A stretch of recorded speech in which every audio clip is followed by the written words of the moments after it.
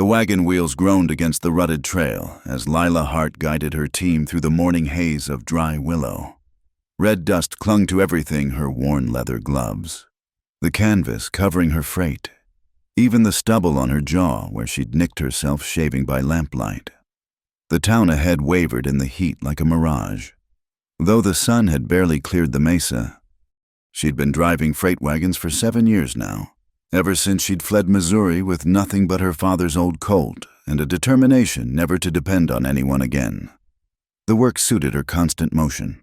No routes, no promises beyond the next delivery. Most folks found it peculiar. A woman handling a 6-horse team and sleeping under the stars. But peculiar had kept her alive this long. Dry willow sprawled before her like a dog too tired to move. The main street ran arrow straight between false front buildings that leaned toward each other as if sharing secrets. She counted the familiar sights: Hannigan's Mercantile with its faded blue paint, the Catholic church with its crooked bell tower, May Lafferty's saloon already sending piano notes into the dusty air, and the new railway depot skeleton rising at the town's eastern edge like picked bones. "Whoa there," she called to her lead horses, easing them to a stop outside the Mercantile. The animals snorted and stamped, eager for water after the 30-mile haul from Fort Sumner. Young Tom Garrett came running from the postal office, his oversized boots kicking up dust clouds.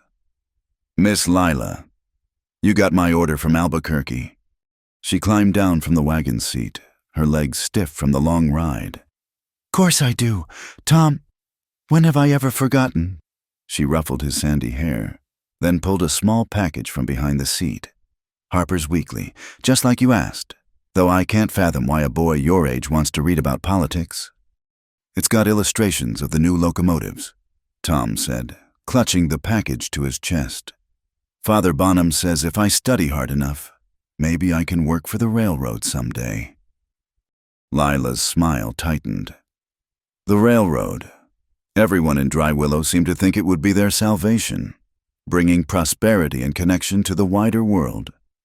She'd seen what the iron rails really brought: land grabbers, speculators, men who'd sell their own mothers for a deed. "Tom, run fetch Mr. Hannigan for me," she said. "Tell him his dynamite and flour have arrived intact."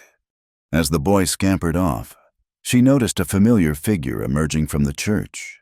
Father Bonham walked with the careful dignity of a man who'd had too much communion wine the night before.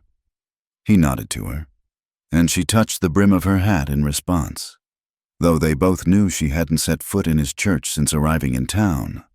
"Morning, Father." "Miss Hart." His Irish brogue softened the desert morning. "I trust your journey was without incident." "Smooth as this town's whiskey," she said, which made him wince.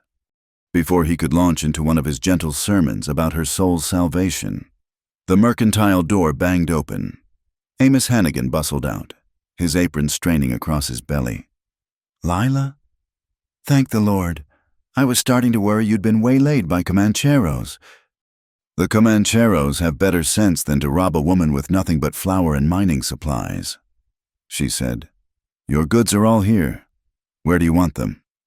As Hannigan directed her to back the wagon toward his loading dock, she spotted him, Asa Pike, standing outside the land office with a thundercloud expression that matched the color of his eyes. He was arguing with Henry Morse, the land agent, their voices carrying across the street, though she couldn't make out the words. Pike's hands clenched and unclenched at his sides, and she wondered if he'd take a swing at Morse right there in the street. She'd seen Pike around town before, though they'd never spoken beyond polite nods. He had a small horse ranch 5 miles north. Good land with reliable water from Willow Creek. The kind of place she might have dreamed about once, before she learned that dreams were just another way to get your heart broken. "Trouble at the land office," Hannigan muttered, following her gaze. "That railroad syndicate's been sniffing around Pike's spread. They want it for a water station." "He's selling." "Not Asa Pike. That man's more stubborn than a Missouri mule. Lost his brother in the war. Came out here to start fresh. Says he'll die before he lets anyone take his land again." Lila watched Pike storm away from the land office. his boot heels striking the boardwalk hard enough to raise dust. As he passed her wagon, their eyes met briefly. She saw something in his face that she recognized the look of a person backed into a corner. Miss Hart. She turned to find Natani, the Navajo blacksmith, standing quietly beside her wagon. The man could move like smoke when he wanted to. "Morning. Natani, got those horseshoes you ordered from Santa Fe?" She retrieved a heavy bundle from the wagon bed. He hefted the weight easily. "The iron sings true. Good quality." He paused, dark eyes studying her. "You have the look of one who needs work." "I always need work." The rancher Pike seeks someone to haul supplies to his land. The regular freight company refuses him now. "Why's that?" Natani's expression remained neutral. "They say his money is no good, but perhaps they hear different music." He touched his ear. "The music of railroad gold." She understood. The railroad syndicate was squeezing Pike, making it hard for him to get supplies. Classic tactic: starve a man out when you couldn't buy him out. "I don't get involved in local disputes," she said carefully. "No involvement, just hauling. Pike pays in silver, not promises." Silver. She needed the money. Her savings were getting thin, and she had her own dreams to fund a small plot somewhere far from railways and syndicates, where she could raise horses and answer to no one. "Where would I find Mr. Pike?" "May Lafferty's. He seeks courage in a bottle before riding home." She finished unloading Hannigan's goods, collected her payment, and walked her team down to the livery stable for water and feed. The sun climbed higher, turning the air into a furnace. Sweat trickled down her spine beneath her worn cotton shirt. May's saloon stood like an oasis of shadows in the bright morning. She pushed through the batwing doors, letting her eyes adjust to the dimness. The place smelled of stale beer, tobacco, and the lavender water May used to mask the other odors. Asa Pike sat alone at a corner table, a half-empty whiskey bottle before him. Up close, she could see the premature gray in his dark hair, the sun-carved lines around his eyes. His clothes were clean but mended, the careful repairs of a man without a woman's hand to help. "Mr. Pike." He looked up, focusing with effort. "Miss Hart. Come to gawk at the stubborn fool who won't sell." "Come to discuss a business proposition." She pulled out a chair and sat without invitation. "Heard you need supplies hauled." His laugh held no humor. "Did you also hear that working for me might be bad for your health? Ask Walt Morrison why he won't take my jobs anymore." "I'm not Walt Morrison." May Lafferty appeared at her elbow, her red hair pinned up in elaborate curls despite the early hour. "Coffee, Lila. You look like you could use it." "Thanks, May." May poured from a blue enamel pot, then gave Pike a maternal frown. "You planning to drink yourself useful?" "Asa, because that's your third glass and it's not even noon." "Leave him be," Lila said quietly. "Man's got a right to handle his troubles his own way." May sniffed, but withdrew. Pike studied Lila with bloodshot eyes. "Why would you help me? You don't know me from Adam." "I don't care about your fight with the railroad. I care about steady work and prompt payment. You need supplies hauled. I haul supplies. Simple as that." "Nothing simple anymore." He poured another drink, his hand steady despite the alcohol. "They're trying to steal my land. Silas Brand and his syndicate cronies filed a complaint saying my deed's invalid, that the boundaries are wrong. Henry Morse is in their pocket, falsifying records. Like I said, not my fight." "No," he leaned forward. "What happens when they control all the water rights from here to Colorado, when they charge whatever they please for freight, when men like us can't make an honest living because everything belongs to the syndicates?" She'd heard speeches like this before. In Kansas, in Colorado, in every town where the big money pushed out the small folks. She'd learned not to care. Caring got you killed or broken. "I charge $20 a load to your ranch. Half up front. I'll need a list of what you want hauled and from where." He stared at her, then laughed a real laugh this time. You're all business, aren't you? It's kept me alive. Fair enough. He pulled a worn leather pouch from his vest and counted out 10 silver dollars. I need seed grain from Hannigan's, a new pump assembly from the depot freight office, and whatever ammunition he'll sell me. Can you handle that? She pocketed the coins. When? Today, if possible.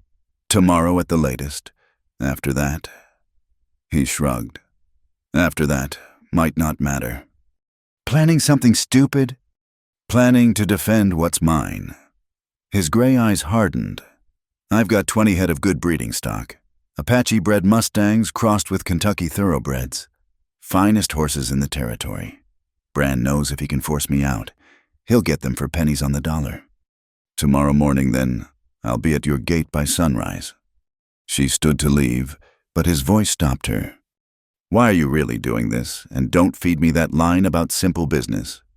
She turned back, meeting his gaze. Maybe I don't like bullies. Maybe I think a man ought to be able to hold on to what he's earned. Or maybe I just need the money. Does it matter? It might. She walked out without answering, feeling his eyes on her back. The sun hit her like a physical blow after the saloon's coolness. As she crossed the street, she noticed a man lounging against the depot fence, watching her. Silas Brand. She'd seen him around smooth-dressed, soft-spoken, with the kind of smile that never reached his eyes. He touched his hat brim mockingly. Miss Hart, heard you're going into business with Pike. I haul freight for whoever pays me, Mr. Brand. Admirable, though sometimes it's wiser to be particular about one's associations. The territory's changing. The railroad brings progress, prosperity. Those who stand in the way of progress. He spread his hands. Well, they tend to get run over. That a threat? Friendly advice. I'd hate to see an enterprising woman like yourself suffer from poor judgment. She stepped closer, close enough to smell his bay rum cologne. Mr. Brand, I've been threatened by Comanche war parties, Mexican bandits, and cavalry deserters. You think a soft-handed railroad man in a fancy suit scares me? His smile widened, but something cold flickered in his pale eyes. Everyone's scared of something. Miss Hart, the wise ones, admit it. She walked away without responding, but her hand drifted to the Colt on her hip. Tomorrow's run to Pike's Ranch had just gotten more interesting. At the livery stable, she checked her horses and wagon, making sure everything was ready for an early departure. The stable boy, a Mexican kid named Miguel, helped her inspect the wheels and axles. Señorita Lila, he said quietly. You be careful going to Senor Pike's ranch. I hear things. Men talking about night rides, about teaching stubborn ranchers lessons. She slipped him a silver dollar. You hear anything specific, you find me, understand. Si, señorita, but why you help him? He's not your family. She thought about that as she secured her bedroll in the wagon. Why was she getting involved? She'd spent 7 years avoiding entanglements, keeping her heart as empty as her wagon between jobs. But something about Pike's situation rankled her. Maybe it was the principle of the thing. Maybe it was the way Brand's syndicate operated, crushing anyone who wouldn't bow to their vision of progress. Or maybe it was the loneliness she'd glimpsed in Pike's eyes, a mirror of her own. The church bell tolled noon, its bronze voice carrying across the desert. She looked up at the crooked tower, remembering another church, another bell, another life when she'd believed in permanence and promises, before she'd learned that everything you loved could be ripped away by men with papers and laws and guns. Tomorrow she'd drive out to Pike's ranch with his supplies. It was just another job, she told herself, just another load to haul. But as she walked back to her boarding house, she noticed how the wind was picking up, stirring dust devils in the street. Change was coming to Dry Willow, whether in the form of iron rails or blood in the dust. And despite her better judgment, Lila Hart was riding straight into the storm. The pre-dawn air bit sharp as Lila finished securing Pike's supplies in her wagon bed. Sacks of seed grain, the dismantled pump assembly wrapped in oilcloth, Boxes of ammunition, everything he'd asked for, and a few extras May Lafferty had insisted on adding. "Man living alone needs decent coffee," May had said, tucking in a small bag of beans from San Antonio. Lila clicked her tongue at the team, and the 6 horses leaned into their traces. The wagon rolled out of Dry Willow as the eastern sky showed the first pale hint of dawn.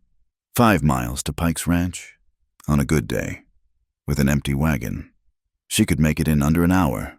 Loaded down like this, closer to 2. The road followed Willow Creek north, though road was a generous term for the 2 ruts carved by years of wagon wheels. Mesquite and greasewood pressed close on either side, their thorns reaching for her canvas cover. In the growing light, she could see fresh wagon tracks overlaying her own.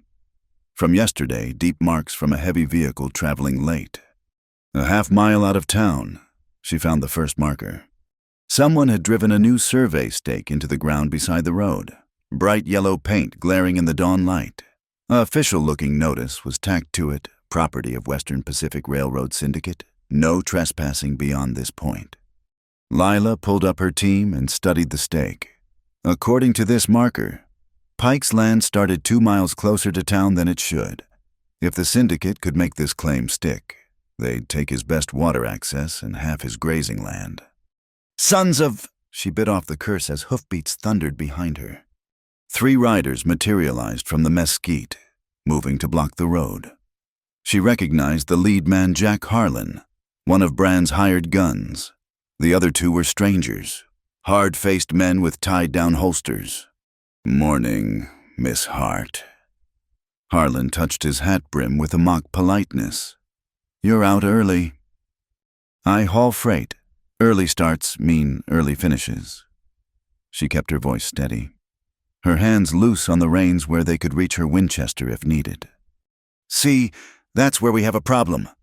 Harlan shifted in his saddle, leather creaking. "This here's syndicate land now. We can't have folks just wandering through. Might be a toll required." "Toll since when?" "Since about—" He made a show of checking his pocket watch. 10 minutes ago. Mr. Brand's orders. Anyone wanting to cross syndicate property needs to pay a usage fee. Say, $50. The other men chuckled. $50 was more than most folks made in 2 months. "That's robbery." "That's business, ma'am. Progress costs money." Harlan's smile showed tobacco-stained teeth. "Of course, if you were to turn that wagon around, forget about whatever business you got with Pike. Well then, we could waive the fee, neighborly gesture and all." Lila's mind raced. 3 armed men, her wagon loaded heavy, no room to maneuver. But backing down now would mean failing Pike before she'd even started. It would mean letting men like Brand think they owned everything they could steal with paper and threats. "I've got another proposition," she said. "That's so." Her whip lay coiled beside her on the seat. 12 feet of braided leather with a lead-weighted tip. The one piece of her father's kit she'd kept besides his Colt. She'd used it to drive off wolves, to cut snakes in half, to reach things from the wagon seat. But its real purpose was older, from the days when her father had driven freight through Missouri border country. "You boys clear the road," she said conversationally. "And I won't demonstrate why the Pony Express used to hire women drivers through Apache country." Harlan's eyes flicked to the whip. "You threatening us? Miss Hart?" "Stating facts. Your choice how to interpret them." The moment stretched taut. A roadrunner called somewhere in the brush. One of the horses, the one they called Beaver for his big front teeth, chose that moment to sneeze violently, making everyone jump. Harlan went for his gun. Lila's whip cracked like a rifle shot. The weighted tip caught Harlan's wrist, sending his pistol spinning into the dust. Before the other men could clear leather, she'd snapped the reins hard, sending the team lunging forward. "Yeah, get up." The wagon lurched into motion. Harlan's horse, spooked by the whip crack and sudden movement, reared and dumped him in the road. Lila drove straight at the other 2 riders, counting on their horses' survival instincts. She was right. The animals shied aside, despite their riders' curses. The wagon thundered past in a cloud of dust and profanity. A shot rang out behind her, wild, angry. Another followed, the bullet whining past her ear. She snapped the whip over the horses' heads, urging them to greater speed. The heavy wagon bounced and skidded on the rutted road. Behind her, she could hear hoofbeats as the men regrouped for pursuit. The road curved ahead, following the creek bed. She took the turn too fast, felt the wagon lift onto two wheels. For a heart-stopping moment, she thought it would flip. Then the wheels crashed back down, and they were racing along the straightaway toward Pike's boundary fence. More shots cracked behind her. A bullet punched through the canvas cover. Another sparked off an iron fitting, but shooting accurately from horseback was hard, and getting harder as her dust cloud grew. There, Pike's gate ahead, and beside it, the man himself with a rifle in his hands. "Open the gate," she shouted. He was already moving. Throwing the gate wide, she thundered through without slowing. In her side mirror, she saw Pike step into the road behind her, rifle raised. The pursuing riders pulled up sharp at the property line, unwilling to face an armed man on his own land. She didn't slow the team until they reached Pike's ranch buildings, a modest adobe house, a larger barn, corrals holding those Apache-bred horses he'd mentioned. Only then did she let the horses ease to a stop, their sides heaving, foam dripping from their bits. Pike jogged up, still carrying the rifle. "You always make deliveries at a full gallop." "Only when your neighbors try to charge me $50 for road access." She climbed down from the seat, pleased to find her hands steady. "They've put up new survey markers, claiming your south boundary's 2 miles north of where it should be." His face darkened. "I saw them yesterday evening, pulled them up and burned them. Guess they replaced them overnight." He looked back toward the road. "They hurt you any?" "Ventilated my canvas some. Nothing that won't patch." She walked around the wagon, checking for damage. 2 bullet holes in the cover. A gouge in the sideboard. Could have been worse. "Harlan won't forget this, though. Neither will Brand." "Let me worry about Brand." He studied her with those storm-gray eyes. "You could have turned back. Would have been smarter." "Maybe I'm not as smart as I look." That earned her almost a smile. "Come on. Let's get this unloaded before they decide to test my property line." They worked together in efficient silence, him handing down sacks and crates, her stacking them in his barn. He was stronger than his lean build suggested, handling 100-pound grain sacks with ease. She noticed how his shirt pulled across his shoulders, how his hands scarred but gentle never fumbled or grabbed. "That's everything," she said finally, dusting off her hands. "I'll get your payment." He disappeared into the house, returned with another pouch of silver. $20, as agreed, plus 10 more for hazard pay. "We agreed on 20. That was before you had to run a gauntlet." He pressed the extra coins into her hand. "Don't argue. You earned it." Their fingers touched briefly. His skin was calloused, warm. She pulled back, pocketing the money. "I should go." "Stay for coffee, at least. You've been up since before dawn." When she hesitated, he added, "Besides, I want to show you something." She knew she should leave. Every minute she stayed increased the chance of trouble finding them, but something in his voice, not quite pleading but close, made her nod. His kitchen was sparse but clean, a bachelor's place, functional without frills. He made coffee in a blue enamel pot, the same kind May used at the saloon. While it brewed, he spread a surveyor's map on the table. "This is the original survey from 1,859 inches, he said. "Done by the Army Corps when this was still territorial land. See here, my southern boundary runs along Dead Man's Wash, clear as day." She studied the map. The landmarks matched what she knew Willow Creek, the distinctive flat-topped mesa the locals called Anvil Rock, the wash that ran with water maybe twice a year. "Now look at this." He unrolled another map. "Newer?" "This is what Brand filed with the territorial office last month. Notice anything? The boundaries had shifted, subtle changes, but enough to move Pike's southern line north of the Wash, giving the syndicate control of the creek's best access point. They're claiming the original surveyor made an error. Pike continued. That he misidentified the Wash.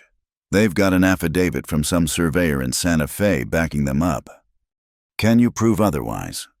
My deed references the original markers stone cairns built by the Army. If I can show those markers match the 1859 survey, he shrugged.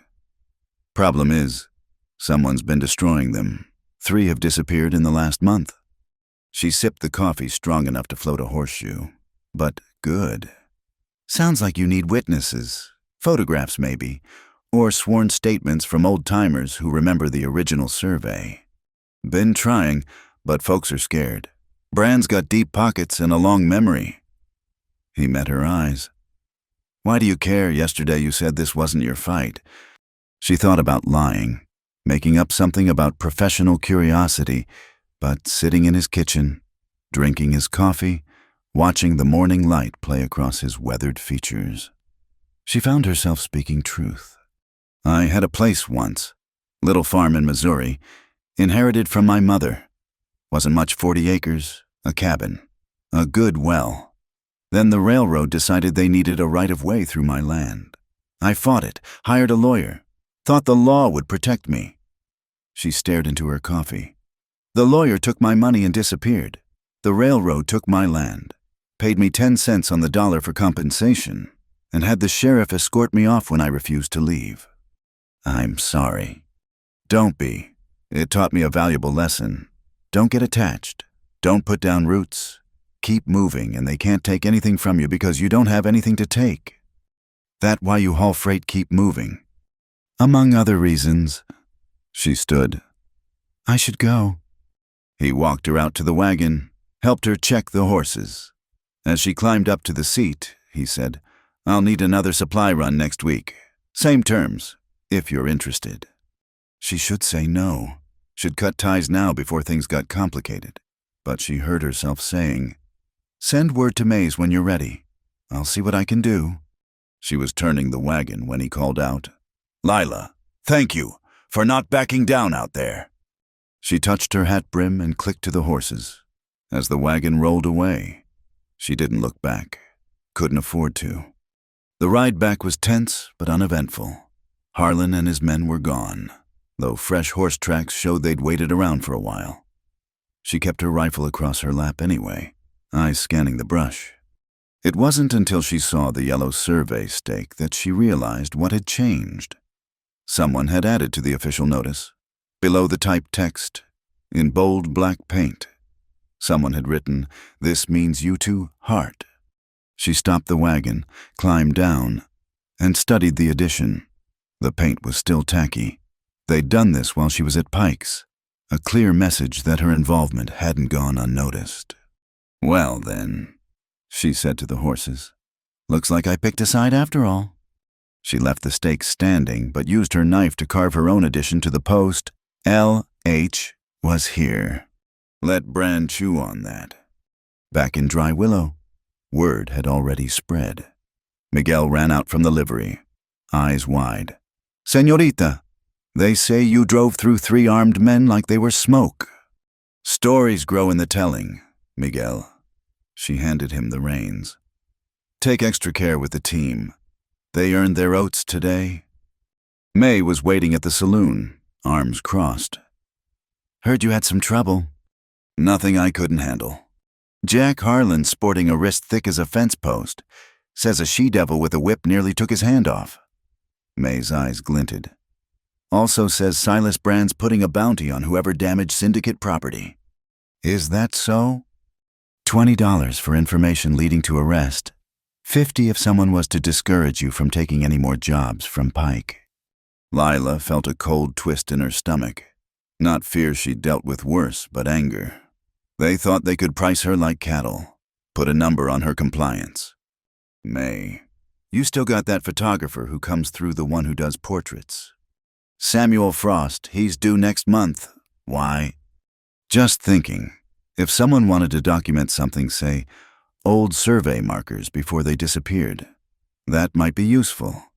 May's painted lips curved in a smile. Might at that. Course, Frost is fond of his whiskey. Sometimes he forgets which jobs he's supposed to do and which ones he isn't. Shame if someone was to keep him too drunk to work for the syndicate. Terrible shame. They understood each other. Lila headed for the boarding house, needing food and rest. Tomorrow she'd have to figure out her next move. Brand had shown his hand with those gunmen and the bounty. He'd made it clear that anyone helping Pike would pay a price. The smart thing would be to leave town, take a job heading west, maybe California where the railroads were already built and the fights already fought. But she kept thinking about Pike's kitchen, the way he'd spread those maps with careful hands, the way he'd said I'm sorry about her lost farm and meant it, the way he'd stepped into the road with his rifle, ready to defend her when she came thundering through his gate. She'd run from one fight. Maybe it was time to try standing ground, even if it wasn't her own ground she was standing on. In her room, she cleaned her guns, patched the holes in her wagon cover, and made plans. If Brand wanted a fight, she'd give him one, but it would be on her terms, not his. Outside, the wind was picking up again, rattling her window. Storm coming. Sure enough.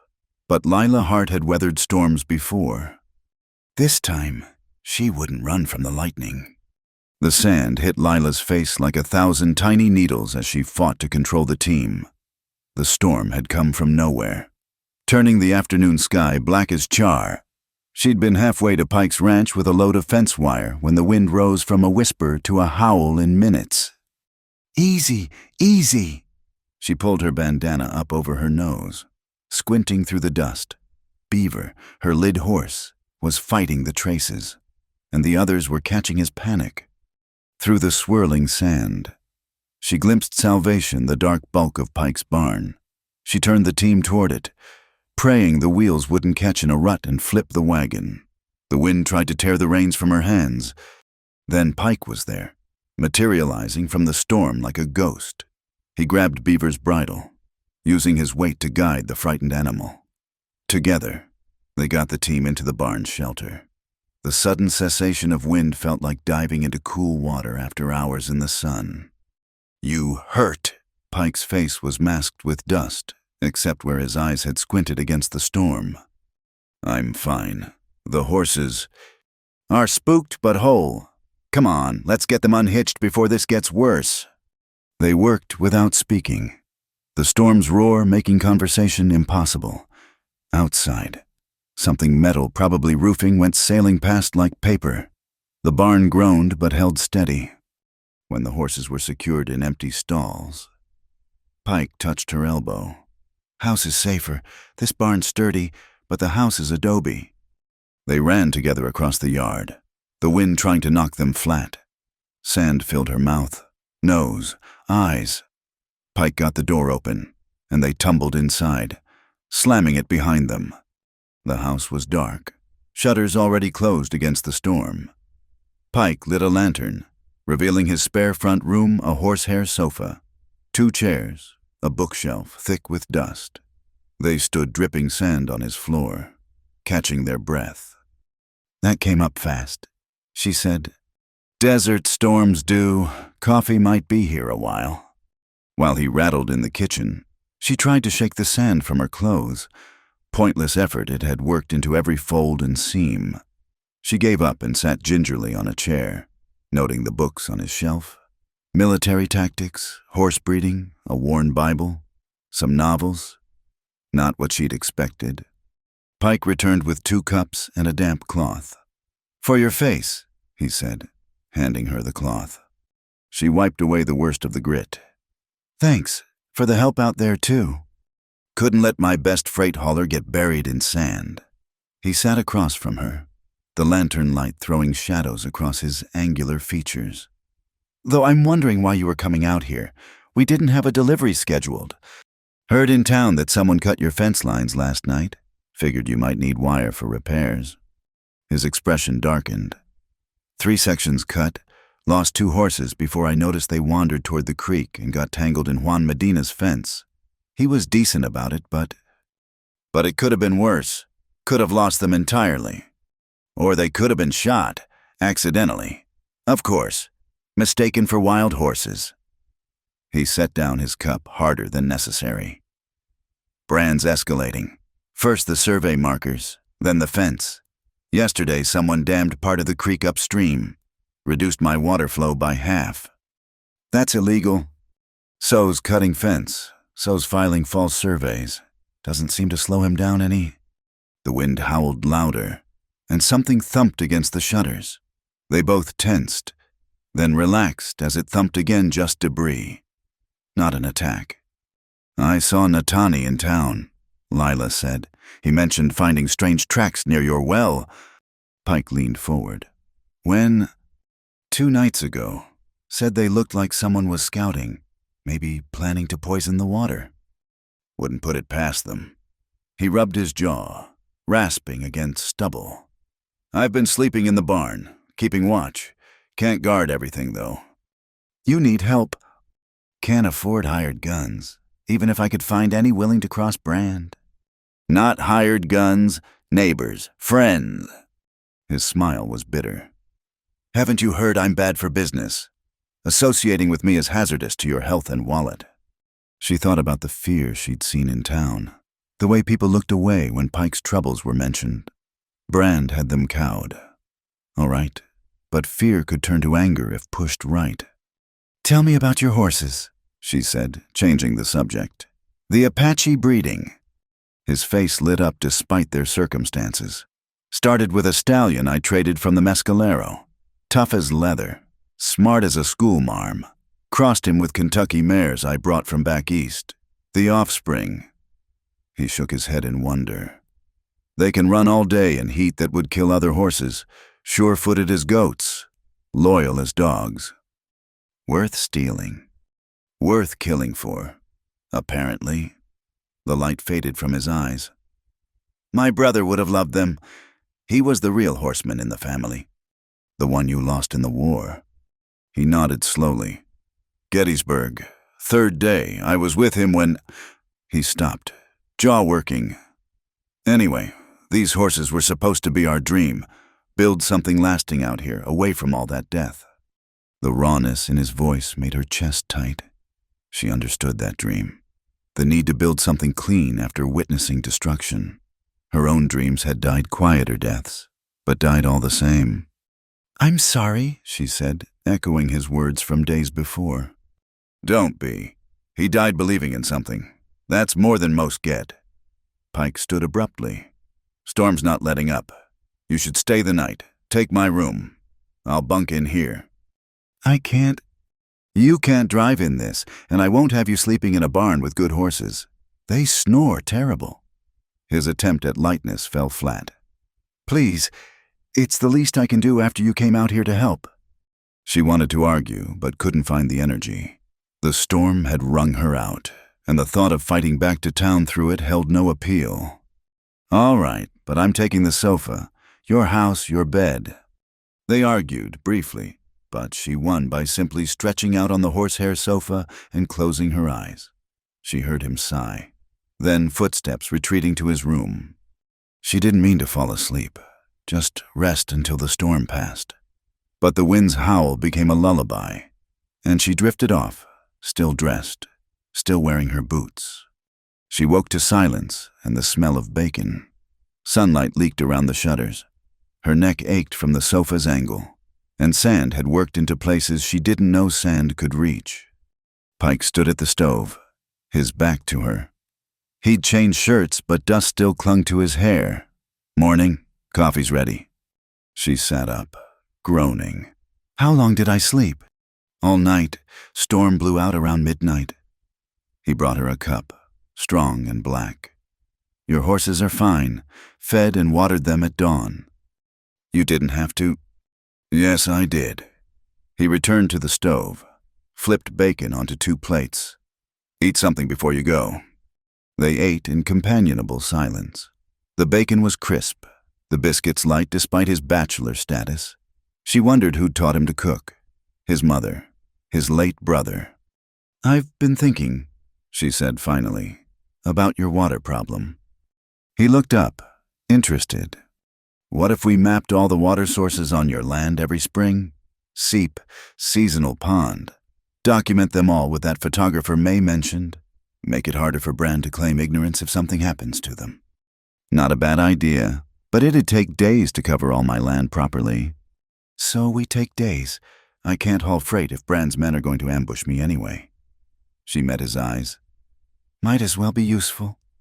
"I can't pay you for that kind of time." "I'm not asking for pay." He set down his fork. "Why are you doing this, really?" She'd asked herself the same question during the night. Listening to the storm, the answer that came was simpler than expected. "Because it's right," she said. "Because men like Brand count on people like us being too scared or too alone to fight back. Because—" She hesitated, then pushed forward. "Because I like you. Asa Pike. You're stubborn and proud and probably going to get yourself killed, but you're trying to build something good here. That matters." Color rose in his weathered cheeks. "I like you too, Lila Hart, even if you are reckless enough to drive freight into a sandstorm." The moment stretched between them, fragile as spun glass. Then her practical nature reasserted itself. "We'll need supplies for mapping. Paper, pencils, maybe a compass. And we should see if any of the old-timers remember the original survey. Someone who could testify if needed. Old Sam Tuckett was here in '59. Lives north of town now. Runs a goat farm. Might talk to us if we approach right." "Then that's our next stop." She stood, brushing crumbs from her lap. "After I get this sand out of my clothes." He showed her to the washroom, provided clean water and a towel. As she cleaned up, she caught herself humming something she hadn't done in years. Dangerous sign. Getting invested meant getting hurt. But maybe some things were worth the risk. When she emerged, Pike was studying his map again. He'd marked water sources in pencil, adding notes about flow rates and seasonal variations. "Found something interesting," he said. "Look here." She leaned over his shoulder, catching the scent of soap and leather. "Professional distance," she reminded herself. "This spring," he pointed, "is on what Brand claims is his land now. But it's been dry for 3 years, worthless, unless he knows something about water we don't." She straightened. "What's upstream from there?" "A mountain runoff area, Forest Service land." His eyes widened. "If they log that area, change the watershed. The spring could flow again. Prime water on what he claims is syndicate land." She whistled low. "He's not just stealing your land. He's stealing it because he knows something that makes it more valuable." "We need proof." "Then let's get it." They spent the morning loading supplies, surveying equipment Pike had from establishing his ranch. Camping gear, provisions. The storm had scoured the air clean, leaving crystal visibility to the mountains. As they prepared to leave, Natani arrived on his paint pony. The Navajo blacksmith studied the laden wagon with knowing eyes. "You hunt water secrets," he said. It wasn't a question. "Among other things." Pike replied. Natani reached into his saddlebag, withdrew a leather-wrapped bundle. "My grandfather's. From before the long walk, he knew every spring from here to the sacred mountains." Inside was a piece of deer hide marked with symbols and landmarks. A map. But unlike any surveyor's rendering, this showed water as the center of everything, the connection between all points. "I can't accept this," Pike said. "Not accepting, borrowing." Natani's weathered face creased in what might have been a smile. "Water belongs to no one, but those who respect it should know where it flows." After he left, they studied the native map. Several springs were marked that didn't appear on any official survey. "If even half of these are real," Pike began, "Brand's land grab makes more sense. He's not just taking your ranch. He's trying to control water for the whole region." They set out an hour later, wagon loaded, rifles within reach. The sun climbed toward its zenith, baking the storm-dampened earth into hardpan again. 2 miles from the ranch, they found fresh tracks. Many horses moving fast toward town. Pike knelt beside the clearest print. Shod horses, at least 6 riders, maybe more. Heading to town means they've already been somewhere, Lila said. Question is where? They found out at the next rise, below, where Pike's fence line met the public road. Smoke rose from burning posts. The wire had been cut and dragged aside. Scattered across Pike's land were several dead cattle, not his brand. Frame job, Lila said quietly. They run someone else's cattle onto your land, shoot them, then claim you're stealing stock. Pike's hands clenched on the reins. Judge Morrison's cattle. He's been neutral in this fight.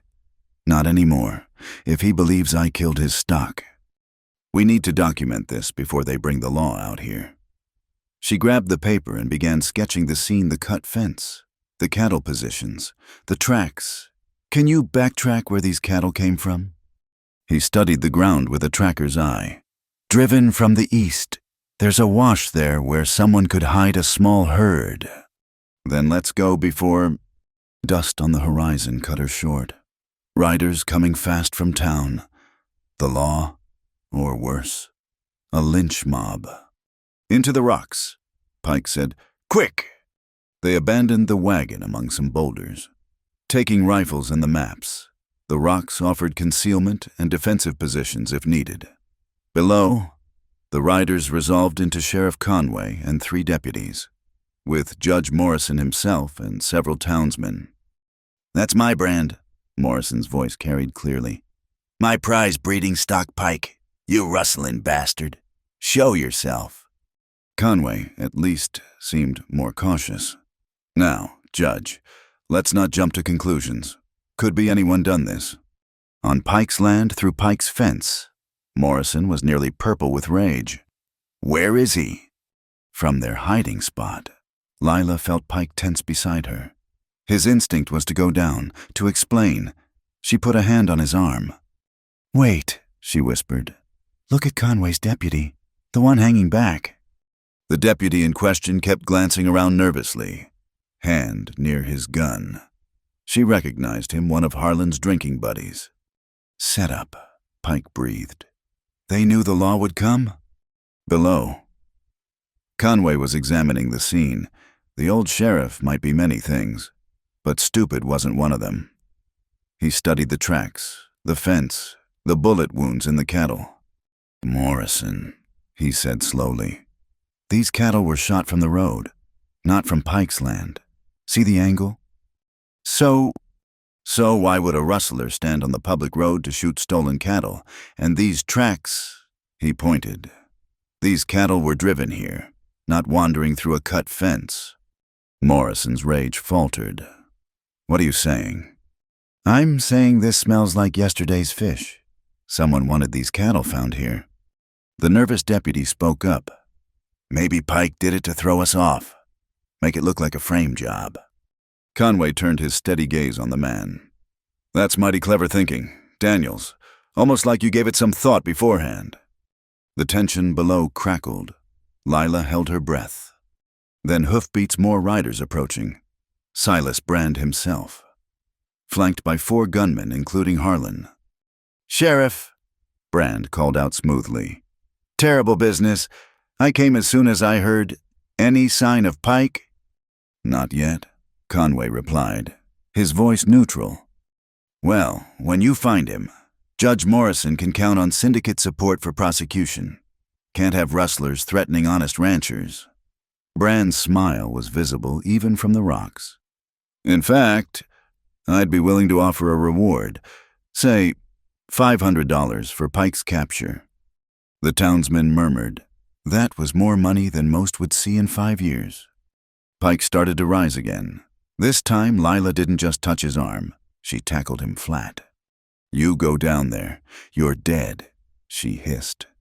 Brand's men will shoot you trying to escape and collect their own bounty. I won't hide while they... You won't help anyone dead. We need evidence, not heroics. Below, Conway was organizing search parties. Brand volunteered his men to check the North Range conveniently where Pike and Leela were hidden. Time to go, she whispered. They belly-crawled through the rocks. Using decades-old Apache trails Pike knew from trading with the Mescalero. Behind them, voices grew closer. They reached a shallow cave, barely more than an overhang. Pike pulled her inside just as Harlan's voice became distinct. "Check those rocks. He's got to be here somewhere." Lila pressed against the cave wall, feeling Pike's heart racing where their shoulders touched. His hand found hers in the darkness. Squeezed once. Boots scraped on stone above them. Pebbles cascaded past the cave mouth. She held her breath, willing herself invisible. "Nothing here," someone called. "Maybe he ran for Mexico." "Keep looking," Harlan ordered, but the footsteps moved away. They waited another hour before emerging. The sun was declining, painting the rocks orange and red. In the distance, dust marked the search parties spreading across the range. "We can't go back to my place," Pike said. "They'll be watching it. Or back to town.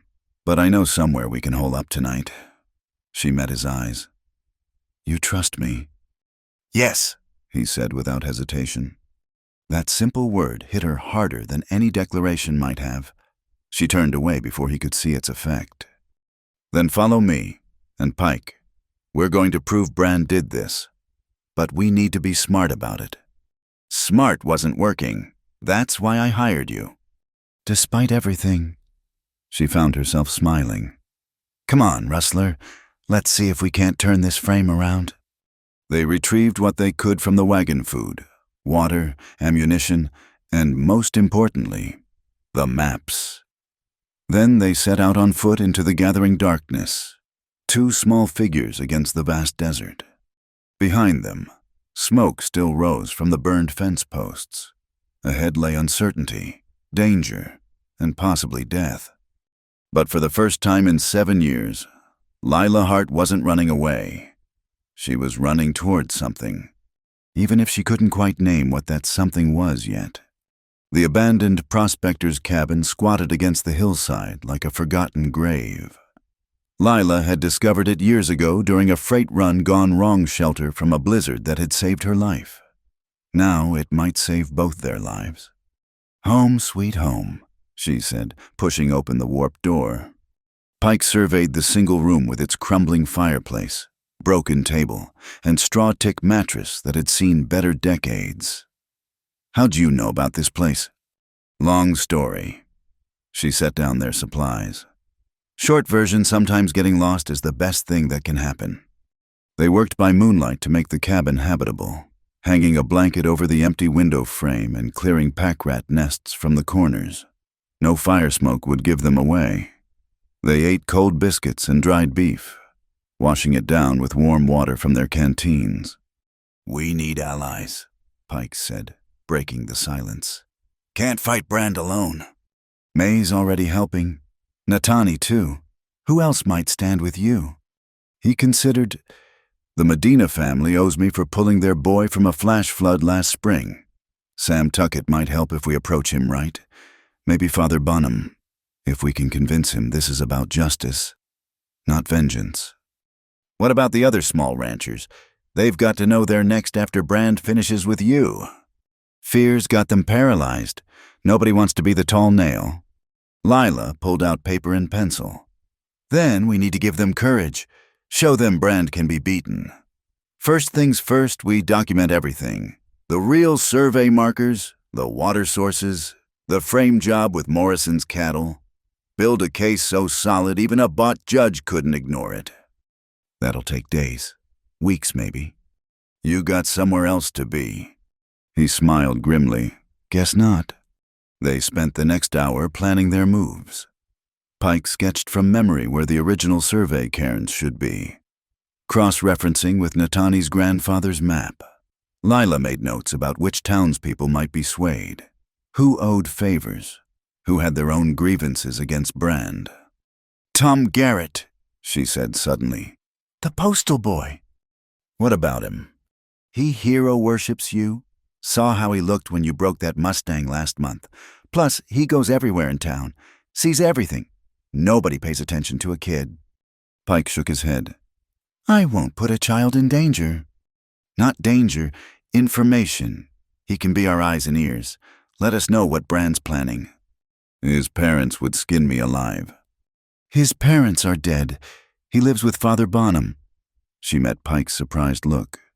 I pay attention too. The father wants Tom to work for the railroad, sees it as opportunity. But Tom's got your stubborn streak. Wants to be a rancher. Still too dangerous? Everything's dangerous now. At least this gives him a chance to help instead of watching helplessly. Before Pike could argue further, hoofbeats approached outside. They both reached for rifles, taking positions by the window and door. Easy in there, a familiar voice called. It's May. Got young Tom with me. Lila lowered her weapon. Shooting Pike and I told you so look. They opened the door to find May Lafferty astride a paint mare, Tom beside her on a mule. Figured you two might be getting hungry, May said, dismounting with a rustle of petticoats. She pulled saddlebags heavy with supplies. Ham, beans, coffee, even some of that fancy tea Lila pretends not to like. How'd you find us? Pike asked. Lila told me about this place years ago. Said if she ever went missing, check here first. May's painted face went serious. Town's in an uproar. Brand's got everyone believing you're a rustler and a horse thief. Sheriff Conway's trying to keep things calm, but $500 is a lot of money. Lila finished. Tom stepped forward, chin jutting with determination. I want to help, Mr. Pike. I know you didn't steal those cattle. It's not safe, son.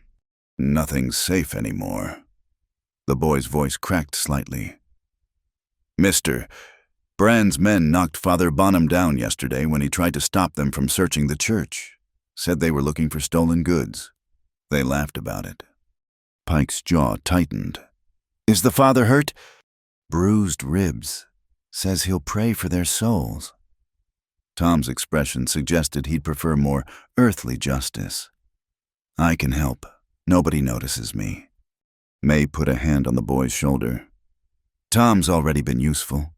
Tell them what you heard at the post office. Mister, Morse was talking to that surveyor from Santa Fe. Said something about needing the new map certified before the railroad inspection next week. Pike and Lila exchanged glances. Railroad inspection? Big group from back east, coming to approve the spur line routes. Tom pulled a crumpled paper from his pocket. I copied down the date from Mr. Morse's calendar. 6 days from now. 6 days. Lila's mind raced. That's why Brand's pushing so hard. He needs your land secured before the investors arrive. More than that, Pike said slowly. If they're planning new spur lines, water rights become crucial. Control the water. Control where the tracks go. May nodded. There's more. That photographer, Sam Frost, he arrived early. Currently drunk as a lord in my back room. But before the whiskey got him, he mentioned Brand hired him to photograph property boundaries tomorrow. The false markers, Lila said. He's going to document the fake survey as official. Unless we get to Frost first, May suggested. Man's principled when he's sober. Might be persuaded to photograph the real markers instead. They spent another hour strategizing. Tom would return to town with May. Keeping his ears open and reporting through the priest, nobody would question a boy visiting church. May would work on Frost, sobering him up enough to think clearly. Pike and Lila would start at dawn, documenting the true markers before Brand's men could destroy them. After May and Tom left, silence settled over the cabin. Pike added their new supplies to their meager store, moving with the economical grace of a man used to managing alone. You were right about the boy, he admitted. Sometimes I forget not everyone needs protecting. You've got a good heart, Asa Pike. Don't apologize for it. She spread her bedroll near the fireplace. You take the mattress, and don't argue, it's probably got more wildlife than a zoo. We'll share the floor then. Be warmer anyway. She started to protest, then recognized the practicality. Desert nights were cold, and they couldn't risk a fire. They laid their bedrolls side by side, carefully maintaining a hand's width between them. "Tell me about the blizzard," Pike said into the darkness. "The one that drove you here." Lila stared at the ceiling beams, remembering. 3 years ago, I was hauling mining equipment to Prescott. Took a shortcut I shouldn't have. Storm came out of nowhere, not sand, but snow. Whiteout conditions in minutes. You were alone. Had a partner then, Marcus Ward. Good man. Taught me most of what I know about freight hauling. She paused, throat tight. He went to check the horses, make sure they were secured. Never came back. Found him the next spring when the snow melted. He'd gotten turned around, walked off a cliff in the storm. Pike's hand found hers in the darkness. "I'm sorry." "I made it here by following the horses. They knew shelter when they smelled it. Spent 3 days eating beans and melted snow, wondering if I'd die here." She squeezed his fingers. "Decided if I lived, I'd never depend on anyone again. No partners, no attachments, just me and the road." "What changed?" She turned her head to look at him, seeing his profile in the moonlight. "Who says anything changed?" "You're here, risking your neck for a stubborn rancher you barely know." "Maybe I'm just tired of running." The admission surprised her. "Maybe I want to see if standing ground feels different than losing it." He shifted onto his side, facing her. "It does feel different. Win or lose, at least you know you tried." They lay there, hands linked, listening to coyotes sing in the distance. She thought about kissing him, about closing that careful space between their bedrolls. But this wasn't the time. Too much at stake, too much unsettled. "Tell me about your brother," she said instead. Pike's fingers tightened briefly on hers. James was 2 years older. Everything came easy to him, riding, shooting, charming girls at church socials. He should have been the one to survive, to build something out here. Maybe he did survive, through you. Philosophical for a freight hauler. "I read books sometimes. Don't tell anyone ruins my reputation." That earned a soft laugh. "Your secret's safe." "What kind of books?" "Whatever traders leave behind. Dime novels, poetry, even a philosophy text once. Didn't understand half of it, but I liked trying." They talked through the night, voices low, sharing stories they'd kept locked away. She told him about her mother's garden in Missouri, how she'd grown herbs that filled the whole house with green scents. He described the first horse he'd trained, a wall-eyed mare everyone said was worthless. Turned out to be the smartest animal I ever worked with. Just needed someone to see past her looks. Like you, Lila thought but didn't say. Both of them scarred by loss, considered difficult by those who preferred easy compliance. Dawn came too soon, gray light leaking through the blanket-covered window. They rose stiffly, the intimacy of night conversations tucked away with the bedrolls. After a cold breakfast, they set out for the first marker location. Pike led them along game trails, avoiding the main paths where Brand's men might patrol. The morning air bit sharp and clean. The first cairn stood intact, though partly tumbled by time. 3 feet high, built of fitted stones in the Army way. It marked the corner where Pike's land met federal range. "Thank God," Pike breathed. "I was afraid they'd destroyed them all." Lila was already sketching, capturing every detail. "We need measurements, distance from known landmarks, compass bearings, everything." They worked methodically, Pike calling out numbers while she recorded. When they finished, she had 3 pages of notes and drawings. "1 down," Pike said. 7 to go." The second marker was gone, only scattered stones showing where it had stood. But the third survived, and the fourth, though someone had tried to topple it recently. "Pattern," Lila noted. "They're destroying the ones that most clearly contradict their fake survey." By noon, they'd documented 4 markers. Pike's canteen was running low when they heard horses approaching. "Down," he hissed, pulling her behind a cluster of boulders. 4 riders passed below, Brand's men by their tied-down guns. They were following the same route Pike and Lila had taken, checking marker sites. "As said, destroy any we find," one rider said. "Make sure nothing's left but dust." "Seems like extra work," another complained. "Who's gonna check?" "That lady freight hauler might. Boss says she's got more sand than sense." They laughed, riding on. Lila felt Pike tense beside her, his hand dropping to his pistol. "Not worth it," she whispered. "We need those markers documented more than we need satisfaction." He nodded, reluctantly. They waited until the hoofbeats faded, then continued their work with greater urgency. The 5th marker told a story. Someone had tried to move it. Drag marks showed where they'd attempted to relocate the cairn 50 yards north, but the original foundation remained, carved into bedrock. "Army engineers," Pike said with satisfaction. "They built to last." Lila captured it all, including the drag marks. Evidence of tampering might be as valuable as the marker itself.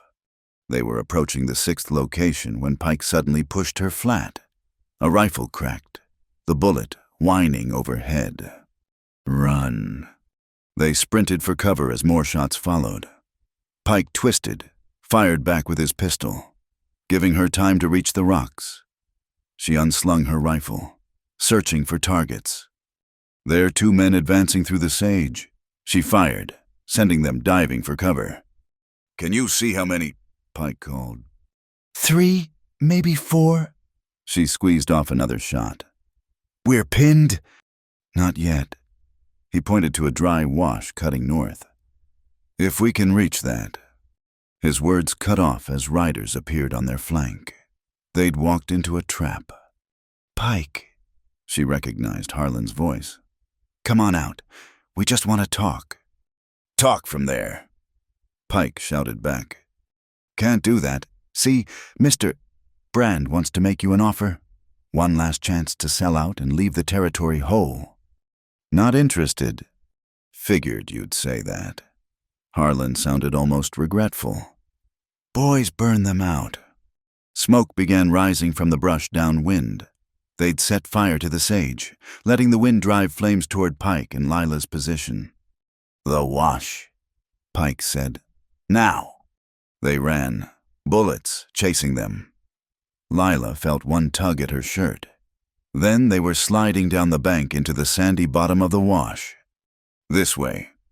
Pike led them upstream, using the banks as cover. Behind them, smoke billowed black against the sky. They ran until their lungs burned, expecting pursuit at any moment. But the gunfire had stopped. Either Harlan thought the fire would do his work, or he had other plans. They climbed out of the wash miles from where they'd entered. The smoke column was visible to the south, but the fire seemed to be burning out against a bare rock face. "Close!" Lila gasped. "Too close." They knew we'd be checking markers. Pike's face was grim. "Someone told them, or they're watching all the sites. Either way, we can't risk the last 2 markers. Not today." He nodded reluctantly. Back to the cabin. "No, they might have followed May last night," she thought quickly. "The Medina place. Will they help?" "Juan will help me set those original markers when I first claimed the land." They set out again, tired now, water low. The sun hammered down without mercy. But they'd gotten what they came for, proof that Pike's boundaries were legitimate. Now they just had to live long enough to use it. The rain came just after midnight, rare and sudden as mercy in the desert. Lila woke to the sound of it drumming on canvas overhead. They'd made camp in her wagon, hidden in a grove of cottonwoods near the Medina ranch. After 3 days of running and hiding, Juan Medina had risked bringing them the wagon and horses under cover of darkness. She lay still, listening to Pike's breathing beside her. They'd been forced into close quarters, sharing the wagon bed with their supplies and weapons, somewhere in the last mile of their desperate flight from Brand's gunmen. Propriety had ceased to matter. Lightning flashed, illuminating his face inches from hers. His eyes were open, watching her. "Can't sleep either," she whispered. Storms got the horses nervous. That wasn't why, and they both knew it. The past 3 days had worn them down to raw nerves and desperate hope.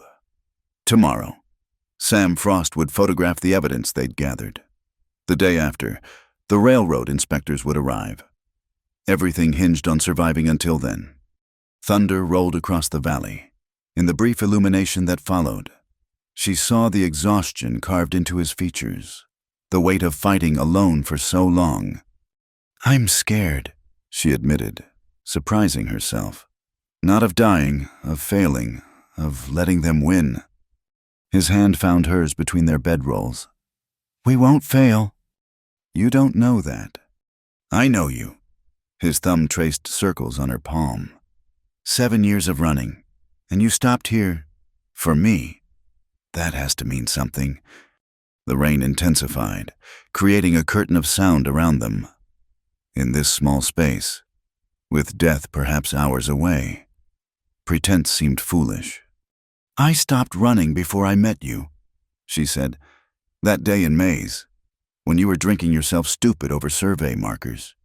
You looked so damn determined to go down fighting, made me remember what it felt like to care about something. Lila, if we die tomorrow, we won't. If we do, she pressed on. I need you to know something. These past days, being hunted and half-starved and shot at, they've been the most alive I've felt in years. Lightning struck close, the thunder immediate and deafening. The horses outside whickered in alarm. Pike started to rise, but she caught his shoulder.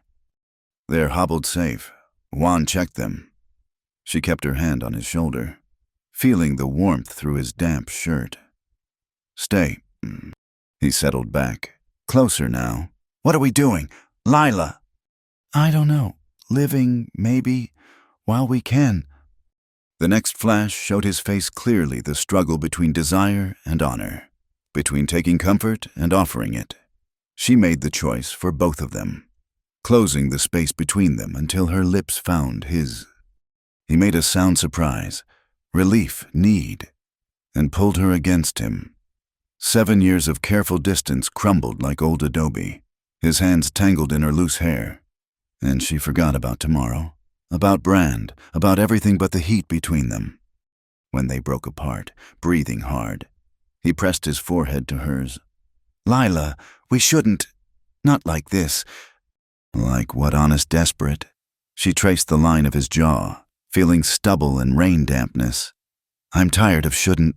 Asa, tired of being careful and alone and empty. You're not empty. He caught her hand, kissed her palm. You're the fullest person I know, full of fight and fire and... Fill me here in the wagon, she whispered. He shuddered, lost to her desperate need. The rain covered any other sounds, the creak of the wagon, their mingled breathing, the rustle of canvas and clothing. In the narrow space between their supplies, they came together with fierce tenderness, as if trying to press a lifetime into moments. Lightning painted their joined silhouettes on the wagon cover. Thunder blessed what words couldn't sanctify. And when release came, Lila buried her face against his neck to muffle her cry, tasting salt and rain and the indefinable flavor of coming home.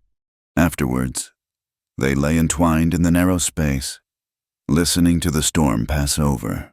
His fingers combed through her tangled hair with absent devotion. What happens tomorrow? He asked quietly. We fight, we win or lose, but tonight... She pressed closer, feeling his heartbeat against her ribs. Tonight we're just Asa and Lila, not rancher and freight hauler, not enemies of the syndicate, just us. I love you. The words came simple and certain. Should have said it days ago. Should have said it that first morning in my kitchen. I know. She smiled against his shoulder. I love you too. Fool that I am. Why foolish? Because love makes you vulnerable, gives your enemies a weapon. She thought of Marcus, of her parents, of everyone she'd lost. But maybe that's the point. Maybe you can't really live without being vulnerable. He was quiet so long she thought he'd fallen asleep. Then, James told me something at Gettysburg. Right before, he said the opposite of death isn't life. It's love. That's why soldiers fight not for causes or countries, but for the people they love. Smart man. He would have liked you, would have said you were too good for me. He would have been right. She felt him smile against her hair. But I'm not good. I'm selfish and hard, and I've spent 7 years building walls. And I'm stubborn and proud and too quick to fight. He shifted to look at her in the darkness. Maybe that's why we work. We know each other's worst and choose to stay anyway. The rain had gentled to a patter. Soon dawn would come, bringing whatever fate waited. But for now, they held each other in the wagon's sanctuary. Skin to skin and soul to soul. No matter what happens, Pike said, this was worth it. You were worth it. She kissed him instead of answering, pouring everything she couldn't say into the contact. Some promises were too large for words, requiring the whole body's testimony. They made love again as the first gray light touched the sky. Slower this time, memorizing each sensation, his hands mapping her body like surveying precious land. Her lips blessing scars she'd only guessed at, building a fortress of touch against whatever separation might come. When they finally dressed and emerged from the wagon, Juan Medina was waiting with coffee and a carefully neutral expression. The photographer is ready, he said simply. My sons will guide you to the meeting place. They'd arranged to meet Frost at the old mission ruins, neutral ground where Brand's men were less likely to patrol. May had done her work well, the photographer was sober, indignant about Brand's deception and eager to document the truth. Frontier justice through photography, Frost said, setting up his equipment. I like it. Better than bullets. Anyway, they spent the morning capturing everything the survey notes, Natani's map, the sketches of the true markers. Frost was thorough, making multiple plates of each document. Now the statements, he said, preparing a new plate. Who's first? They'd gathered witnesses Juan Medina, Sam Tuckett, 2 other old-timers who remembered the original survey. Each told their story to Frost's camera, creating a record that couldn't be intimidated or bought. My turn, Sheriff Conway said, surprising everyone. The old lawman had arrived with Father Bonham, both looking determined. Been sitting on the fence too long. Time to pick a side. Sheriff, Pike said carefully, this could cost you your job. Job's no good if I can't look at myself in the mirror. Conway faced the camera. I hereby testify that Silas Brand attempted to bribe me to falsify evidence against Asa Pike. I refused, but I also failed to arrest him. That changes now. Father Bonham went next, his Irish accent thick with emotion as he described Brand's men searching his church, threatening his ward Tom Garrett. The boy's been helping you, he said to Pike afterwards. I know. I don't approve of children in danger, but, he sighed. Sometimes David must face Goliath. I'll pray for your aim to be true. By noon, they had it all documented. Frost packed his plates carefully, preparing to develop them at May's. These will be ready by tonight, he promised. I'll make multiple copies. Even if Brand destroys some, others will survive. They were preparing to leave when Tom came racing up on his mule, face flushed with urgency. They know, he gasped. Brand knows about the photos. He's gathering men. Says he'll burn down May's place if he has to. Conway cursed. How many men? 15, maybe 20, and Mr. Pike. Tom's voice dropped. They've got your horses. Drove them off your land this morning. They're holding them at the stockyard, saying it's collateral for damages. Pike's face went white. Those horses were everything his dreams, his future, James's legacy. It's a trap, Lila said. They know you'll come for them. I have to. Those horses are animals? You're a man. She gripped his shoulders. This is what Brand wants. You charging in angry, giving him an excuse to gun you down. Then what do we do? She looked around the circle of faces, Conway, the priest, the ranchers, the boys. good people, finally ready to stand up. But 20 gunmen were too many for a frontal assault. "We get creative," she said. "Tom, how fast can you ride?" "Fast as anyone." "Good. I need you to carry messages. Sheriff, can you deputize some men legal authority might make Brand's hired guns think twice?" "I can try, though most folks are still scared of that bounty." "Father, we need the church bell ringing. Call everyone to emergency mass. Make it sound urgent." The priest nodded slowly, understanding. "And during this mass, you'll be testifying about what you've seen, making sure everyone knows the truth before Brand can stop it." She turned to the ranchers. "How many men can you gather, not gunmen, witnesses, people to watch and remember?" "Maybe a dozen." One said, "Men tired of being pushed." "That'll do." She looked at Pike. "Trust me." "Always." "Then here's what we're going to do." The plan came together quickly. By evening, the pieces were in place. The church bell rang insistently, drawing curious townspeople. Conway had deputized 6 men, not many, but legal witnesses. Frost's photographs were developed, copies hidden in multiple locations. And Lila drove her wagon down Main Street with Pike beside her, right into the trap Brand had set. The stockyard was surrounded by Brand's men, guns visible. In the center, Pike's horses milled nervously, including the Apache stallion that had started his breeding program. Brand himself stood by the gate, dressed as always like a gentleman. "Mr. Pike, Miss Hart, come to settle your debts." "Come to collect my property," Pike said steadily. "Your property.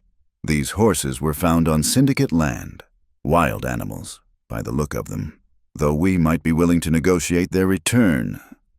For my land deed." Pike finished. "No, not happening. Brand." "Then I'm afraid they'll be sold to cover damages, rustling, property destruction, inciting violence." "Interesting charges," Conway interrupted, walking up with his deputies. "Considering I've got testimony saying you falsified those claims." Brand's smile didn't waver.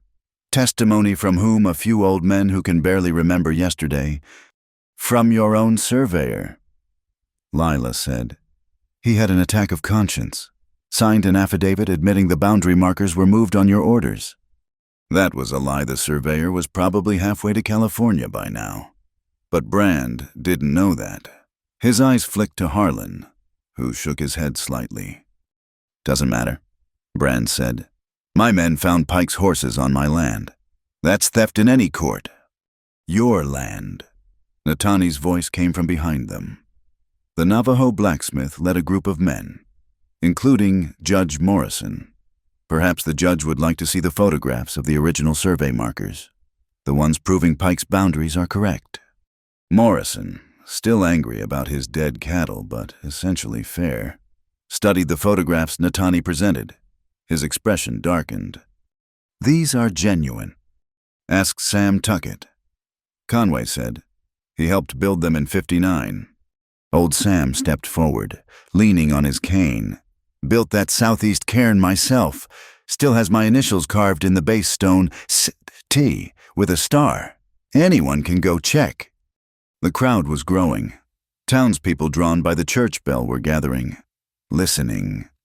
Brand's controlled smile began to slip. "This is ridiculous. A few old rocks don't override legal documents." "Forged documents," Father Bonham said, arriving with more townspeople. "I've seen the original deed in the church records. Pike's boundaries are clear."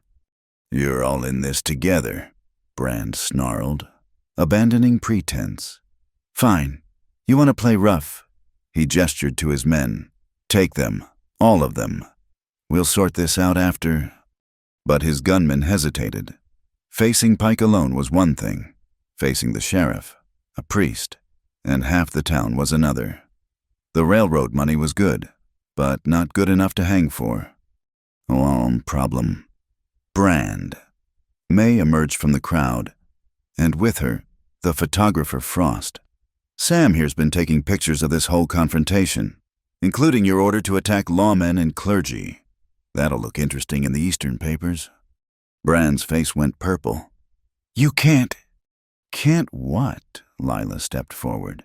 "Can't document the truth. Can't stand up to bullies who think money makes them untouchable." She raised her voice. "Everyone here knows what you've been doing. Stealing land, destroying property, threatening anyone who opposes you. It ends today. You have no proof. We have photographs, testimony, documents." Conway moved closer. "And now we have witnesses to attempted robbery and incitement to violence. Silas Brand, you're under arrest." For a moment, everything balanced on a knife's edge. 20 armed men, fingers near triggers, a crowd of townspeople, fear fighting with anger. Then Judge Morrison spoke. "I was wrong about Pike. Wrong to blame him for my cattle." He faced Brand. "But I know who's really been causing trouble here. Sheriff, I'll support whatever charges you bring." That broke the dam. Other voices rose, complaints about cut fences, poisoned water, threatened families. Brand's empire of fear crumbled as people found courage in numbers. "Harlan," Brand commanded, "do something." But Harlan was already backing away. "Not paid enough for this, boss. Fighting one man's business. Fighting a whole town, that's revolution." One by one, Brand's gunmen melted away. Some ran for their horses. Others simply walked off, deciding railroad money wasn't worth the necktie party that might follow. In the end, Brand stood alone except for 2 Men Company loyalists who grabbed his arms when he went for his hidden derringer. "It's over," Conway said, almost gently. "Come quiet, and maybe you'll just face territorial prison instead of a rope." As they led Brand away, Pike approached his horses. The Apache stallion nickered, pushing his head into Pike's chest. "Easy, boy, it's done. We're going home." Lila watched him reunite with his animals, saw the weight lift from his shoulders. They'd won. Against all odds, they'd won. Later, as the crowd dispersed and statements were given, she found herself alone with Pike by her wagon, the same wagon where they'd spent the night, where everything had changed. "So," he said quietly, "what now? Now you rebuild. Without Brand's interference, you can make your ranch what it should be." "And you?" She looked at her wagon, her ticket to anywhere. The road still called, would always call, but maybe the road could lead home as well as away. "I'm thinking of starting a freight company. Regular routes, fair prices. This town's going to grow, especially once word gets out about Brand. They'll need reliable shipping. Based here in Dry Willow. If I can find a place, maybe somewhere with good water access, near a successful horse ranch, perhaps purely for business reasons." His smile lit up the dusk. "I might know a place. Owner's stubborn and proud, but he's learning to share." "Sounds perfect." She stepped into his arms, feeling the solid reality of him. "Think he'd consider a partnership equal shares, equal say?" "I think he'd consider anything you asked." He kissed her forehead. "Partners, then, in all things." She thought of the dawn to come, of all the dawns after, building something together, fighting for it together. The road would still be there, but now it would lead somewhere specific to corrals full of Apache horses, to a kitchen with good coffee, to arms that welcomed her home. "Partners," she agreed, and sealed it with a kiss that tasted of rain and promises and the sweet dust of victory. The smoke was visible from 2 miles away, a black column rising into the morning sky like an accusation. Lila's stomach dropped as she recognized the location: Pike's ranch. "No!" The word came out as a whisper, then a shout. "Yeah, get up!" She whipped the team into a gallop, the empty wagon bouncing dangerously on the rutted road. Beside her, Tom Garrett clung to the seat with white knuckles. She'd been giving the boy driving lessons when they'd spotted the smoke. "Miss Lila, shouldn't we get help first?" "No time." She cracked the reins harder, pushing the horses beyond safety. That's the barn burning. They crested the final rise to see her worst fears confirmed. The barn was fully engulfed, flames leaping 30 feet into the air. Pike was trying to lead horses from the adjoining corral, but the animals were panicking, crushing against the fence. "The gate!" she shouted, pulling the team to a skidding halt. "Tom, get the gate!" The boy jumped down and ran for the corral, while Lila searched for Pike through the smoke. She found him trying to calm the Apache stallion, which was rearing and striking at the flames. "Let him go!" she yelled over the roar of fire. "He'll find his own way out." The breeding records. Pike gasped, his face black with soot. "Still in the tack room." "Forget them." But he was already running toward the burning structure. Lila cursed and followed, catching his arm just as he reached the door. "You'll die for paper. 5 years of bloodlines. James's notes." His eyes were wild. "I can't lose them too." She understood then. It wasn't about the records, it was about his brother, about holding on to whatever pieces remained. "Together then," she said. "Quick." They plunged into the smoke-filled tack room. The heat was overwhelming, pressing against them like a living thing. Lila dropped to her knees where the air was clearer, crawling toward the desk where Pike kept his records. "Here." She grabbed the leather-bound journal, papers stuffed inside. "Move." A beam crashed down behind them, showering sparks. Pike pulled her against him, shielding her as they stumbled out. They emerged coughing and retching, but alive. Tom had gotten the corral open. Horses streamed out, the stallion leading them away from the flames. In the distance, riders approached neighbors drawn by the smoke. "Thank God," Lila breathed. Then she noticed what Pike was staring at. Words had been painted on the house wall in red, "Should have sold." "Brand's in jail," Pike said numbly. "Conway arrested him yesterday. Brand has friends. Had friends." She studied the message. "This is goodbye revenge. Whoever did it is probably halfway to Mexico by now." Juan Medina arrived first, his sons close behind with buckets and shovels. The house, "Not yet. Wind's blowing away from it." Pike seemed to shake himself. "If we can keep the fire from spreading." They formed a bucket brigade from the well. More neighbors arrived.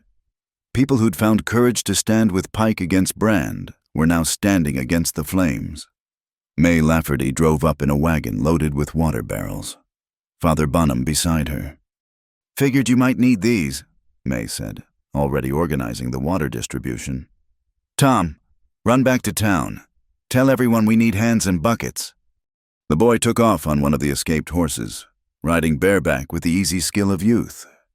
They fought the fire through the morning, saving the house and most of the outbuildings. But the barn was gone, along with Pike's winter hay supply and most of his tack. When the last flames were doused, they stood in exhausted silence, staring at the smoking ruins. "I'm sorry," Sheriff Conway said, arriving late with more men. "I had guards on Brand, but I didn't think about his crew scattering." "Not your fault," Pike said tiredly. "Man can't guard against every snake." Natani appeared at Pike's elbow, characteristically quiet. "The horses?" "All safe. Scattered, but safe." "Then you rebuild." The blacksmith's tone was matter-of-fact. "Stronger this time." "With what?" Pike laughed bitterly.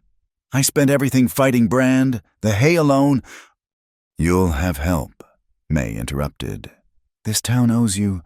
We all stood by too long while Brand ran roughshod. Time to pay that debt." Father Bonham nodded. "The church will organize a raising. New barn, better than the old." "I can't accept charity." "It's not charity," Judge Morrison said, dismounting from his horse. "It's investment. Your horses are the best in the territory. We need that bloodline preserved." He cleared his throat. "Besides, I owe you for jumping to conclusions about my cattle." Lila watched Pike struggle with pride versus necessity. She touched his arm lightly. "Partners accept help," she said quietly. "That's what partners do." He looked at her, something shifting in his soot-streaked face. Partners, right. Over the next hours, the full damage became clear. Beyond the barn and hay, they'd lost harnesses, saddles, tools, the infrastructure of a working ranch. But they'd saved the horses, the house, and most importantly, the breeding records that were James's legacy. As the helpers dispersed with promises to return tomorrow, Lila found herself alone with Pike in his kitchen. She heated water for coffee while he cleaned the soot from his face and hands. "Could have been worse," she offered. "Could have been you in that barn when it went up." His voice was rough. "If you'd arrived an hour earlier with Tom." "But I didn't. This time." He turned to face her, water dripping from his hair. "What about next time? What if they go after you directly? Your wagon, Stop!" She crossed to him, framing his face with her hands. "This is what I chose. What we chose. You think I didn't know there'd be danger?" Knowing and living through it are different things. Yes, they are. She thought of the terror she'd felt seeing him run into the burning barn. "But I'd rather face it with you than be safe alone." He pulled her against him, heedless of soot and dampness. "I can't lose you, not after finding you." "You won't." She pressed her ear to his chest, hearing his heartbeat. "I'm too stubborn to lose."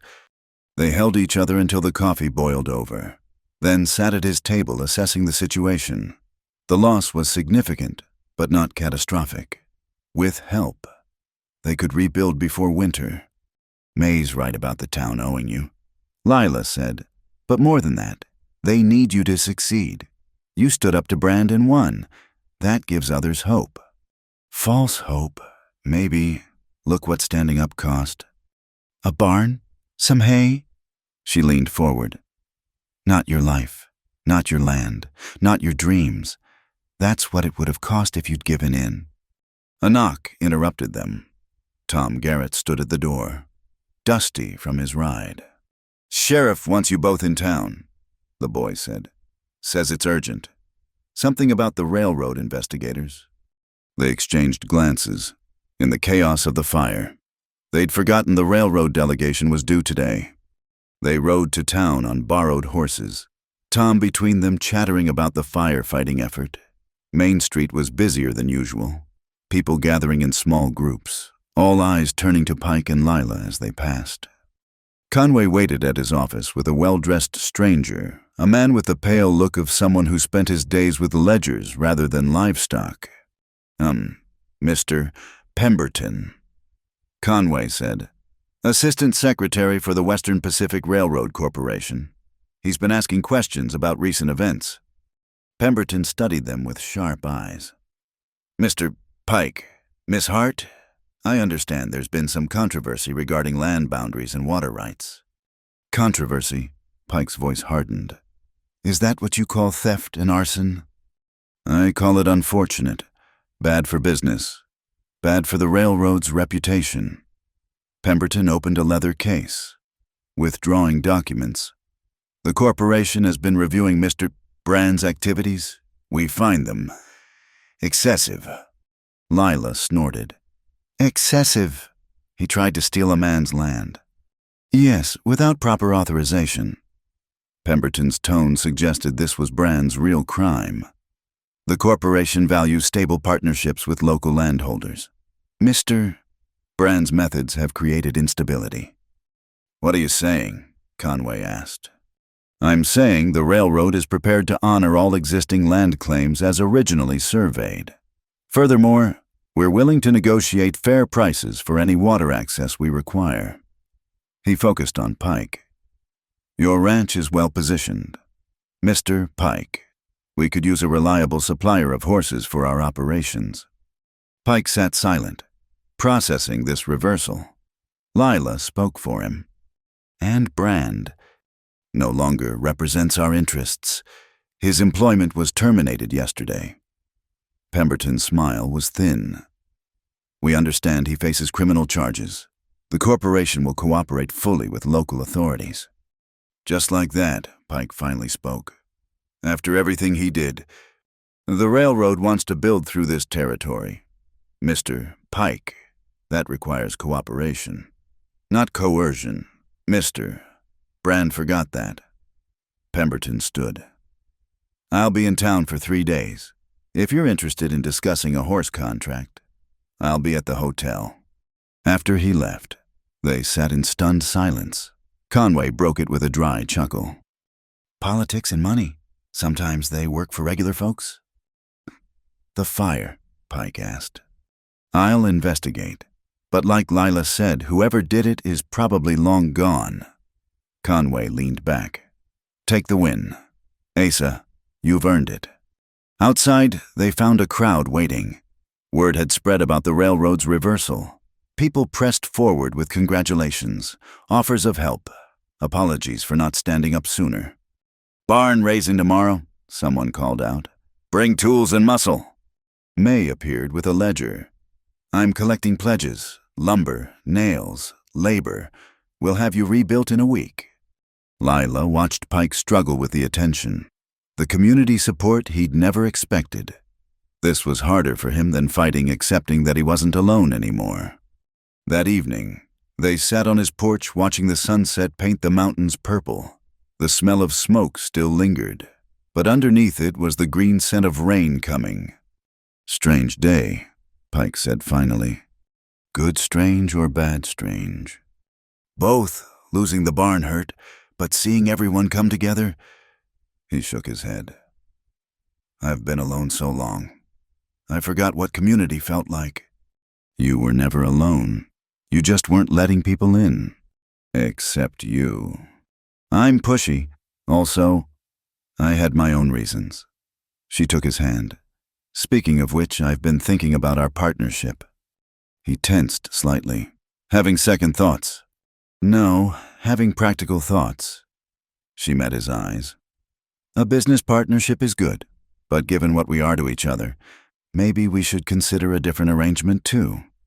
What kind of arrangement? She lost patience with dancing around it.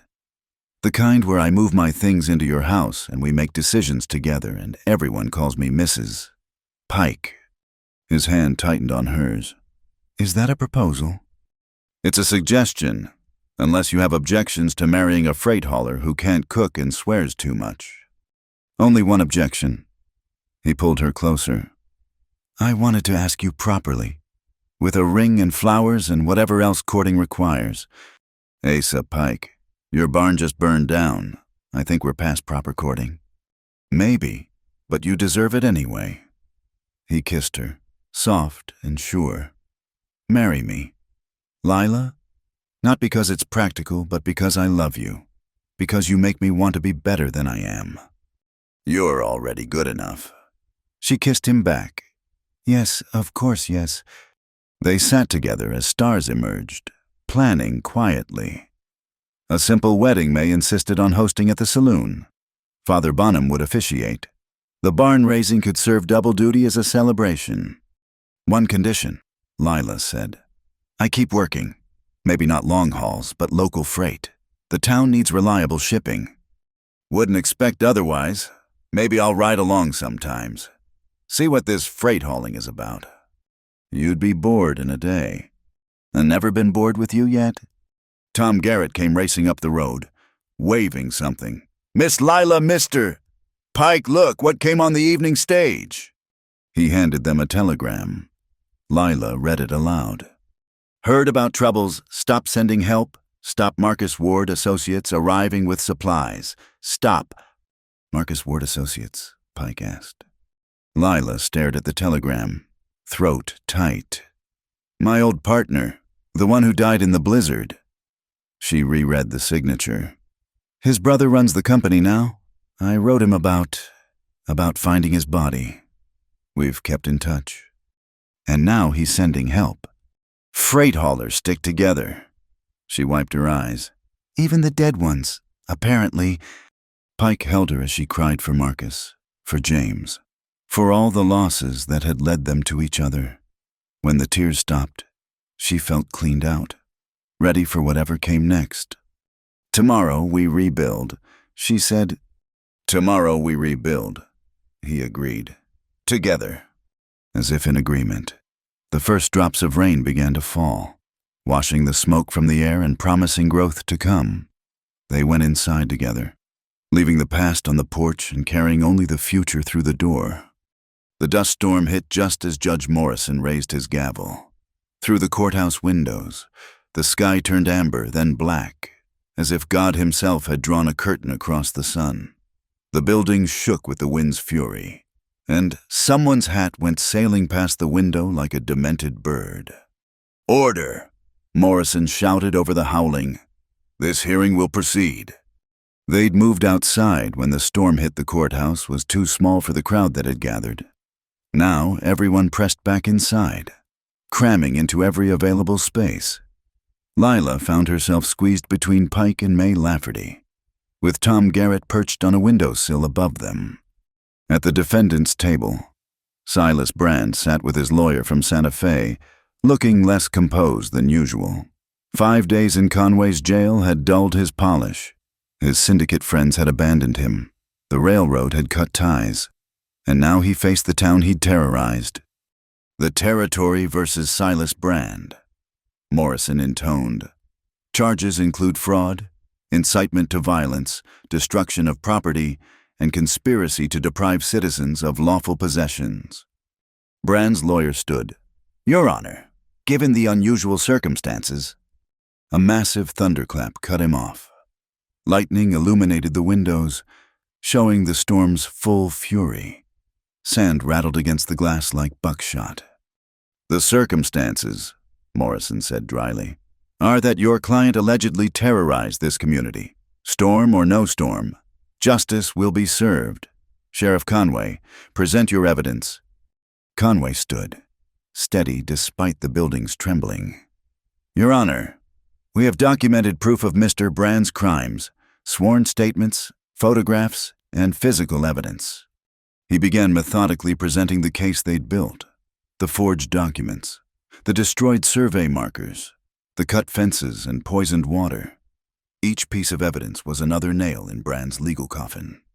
Lila watched Brand's face change as he realized the scope of testimony against him. This wasn't a few disgruntled ranchers. This was an entire community finally finding its voice. "I call Samuel Frost," Conway announced. The photographer made his way forward, clutching a leather portfolio. As he spread out his photographs, another lightning strike hit close enough to make everyone jump. The church bell began ringing wildly in the wind. "These images," Frost said, voice raised above the storm, "document the original survey markers on Mr. Pike's land. Note the Army Corps insignia and date stamps. Now compare to these photos of the fraudulent markers Mr. Brand installed." Brand suddenly stood. "This is ridiculous. You think anyone will believe this elaborate frame job?" He pointed at Pike.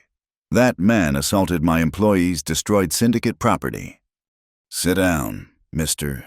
Brand," Morrison warned.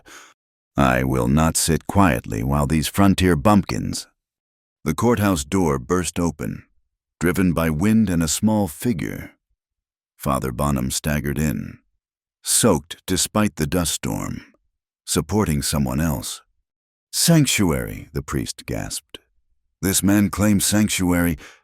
The figure with him raised his head. It was Brand's surveyor, the one who'd supposedly fled to California. "Martin Holloway," Conway said slowly. "Thought you'd left the territory." "Tried to." Holloway was shaking, whether from fear or the storm. "Brand's men caught me near Amarillo, said I knew too much, would have killed me if I hadn't escaped." Brand went pale. "You can't believe this, drunk." "I'm done being afraid." Holloway interrupted. "Your Honor, I'll testify.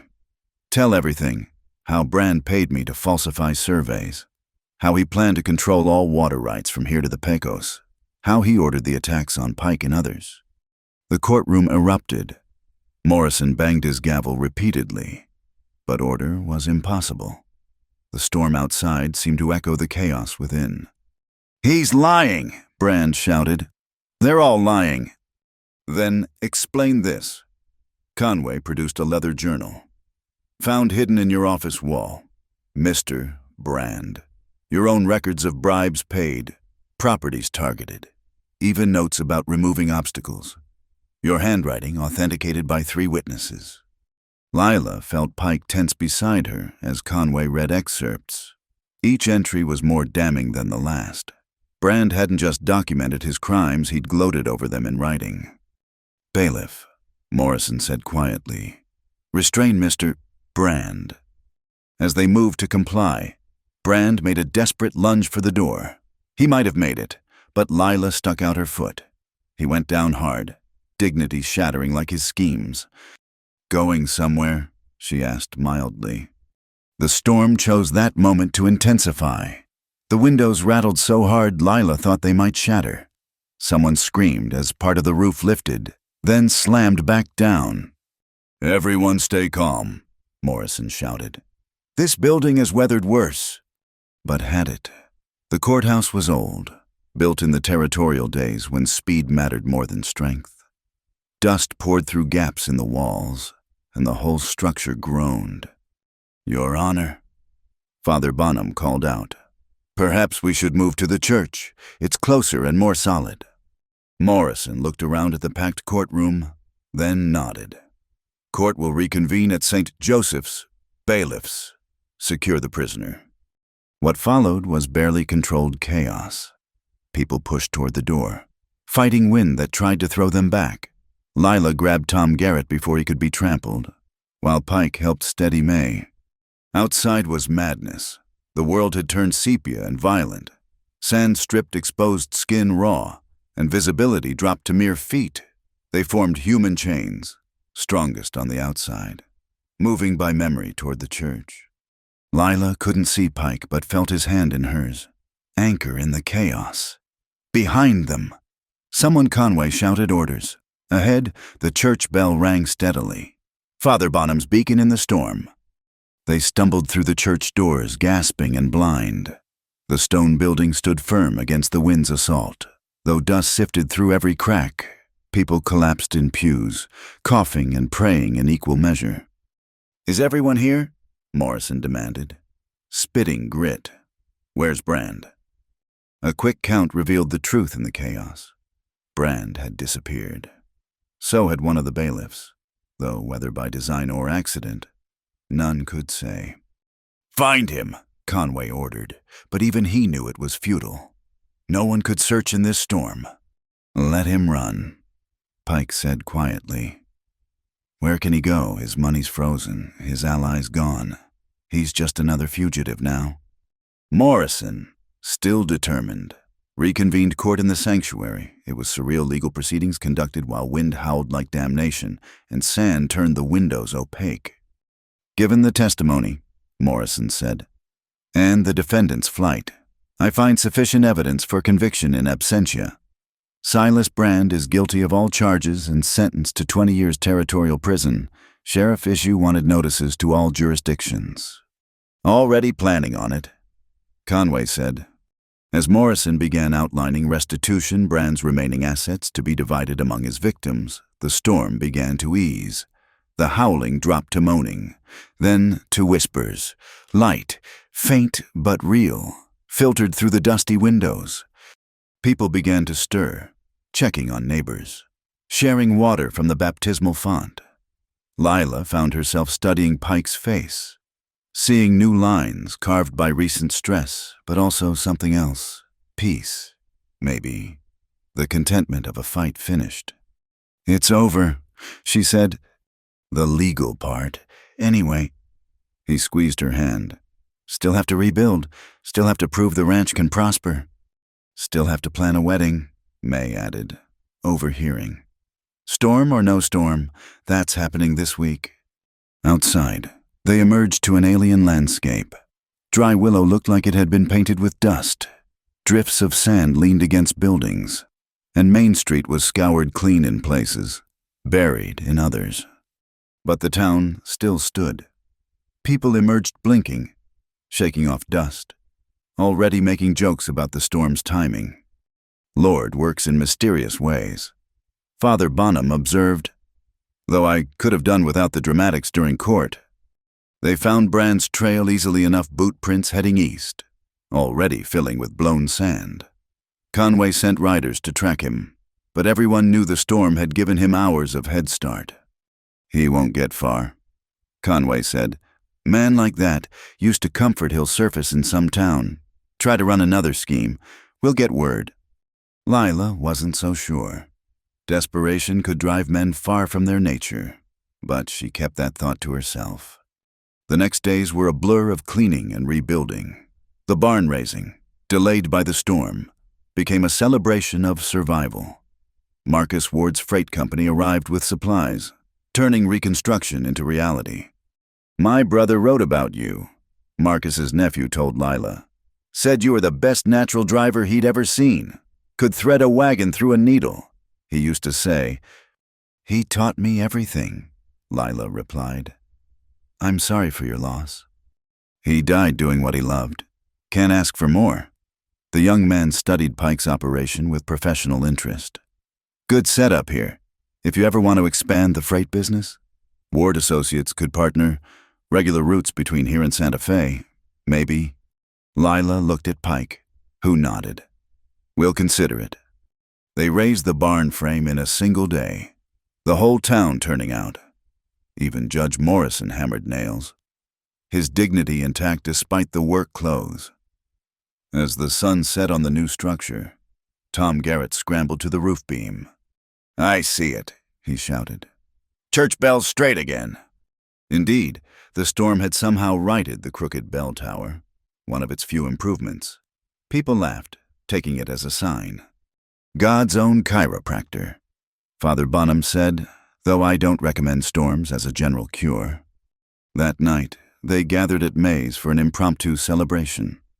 Someone had brought a fiddle, and despite exhaustion, people danced. Lila watched Pike turn awkwardly with May, clearly counting steps in his head.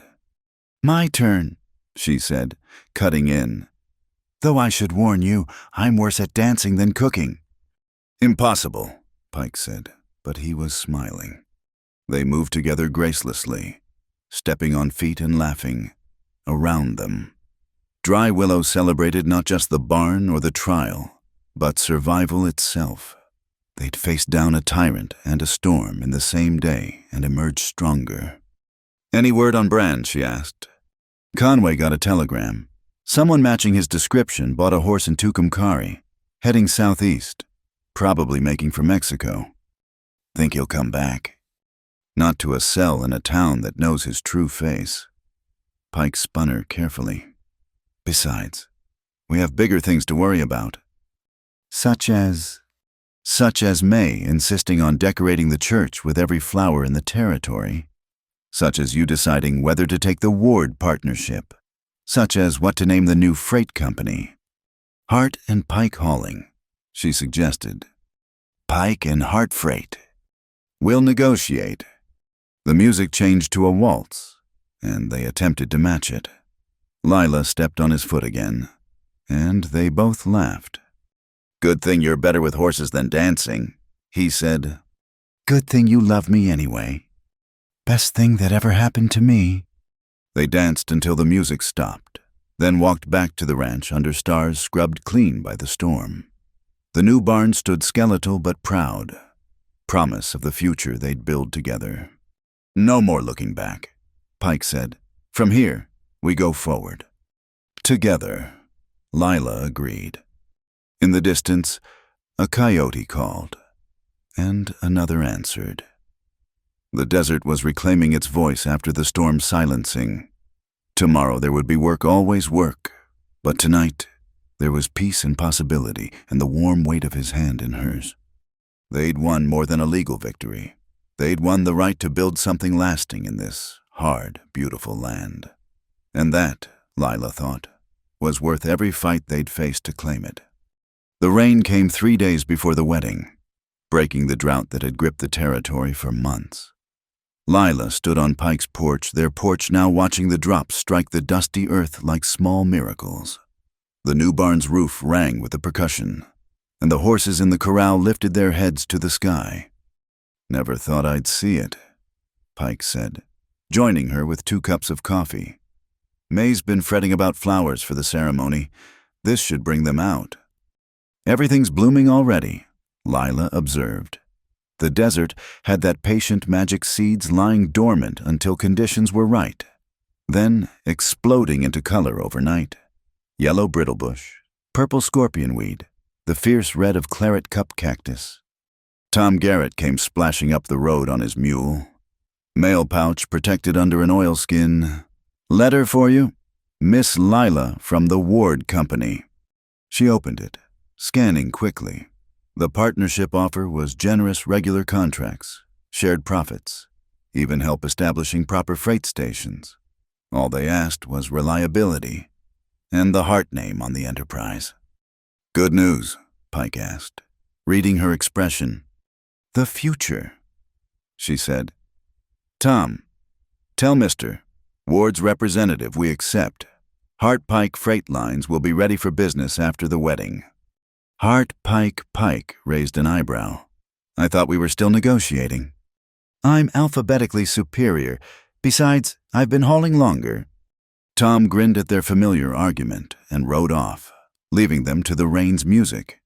Inside, the house showed signs of Lila's presence, her father's pistol hanging beside Pike's rifle, her few books mixed with his, a quilt she'd bought from a traveling trader warming the bed they now shared. Nervous? Pike asked. About marriage, no. About May's decorating schemes, terrified.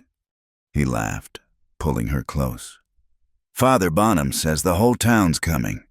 Even Judge Morrison's bringing his wife from Silver City. Because everyone loves a good story. Rancher and freight hauler join forces against evil land baron, fall in love, triumph through adversity. She smiled against his shoulder. We're practically a dime novel. Missing some gunfights and dramatic death scenes. The gunfights we had, the death scenes we avoided, thank God. They stood together watching the rain transform their land. The well was already running stronger, and Pike's careful irrigation ditches were filling. With water and the new barn, they could expand the horse operation. The Apache stallion's bloodline would flourish. I've been thinking, Pike said, about names. For the freight company I told you. For children. Lila stilled. They hadn't discussed this, though she'd wondered. Her monthly courses were late, but she'd attributed it to stress and change. James, for a boy, Pike continued, unaware of her reaction. After my brother, for a girl, I don't know. What was your mother's name? Catherine. Her voice came out steady despite her swimming head. Asa.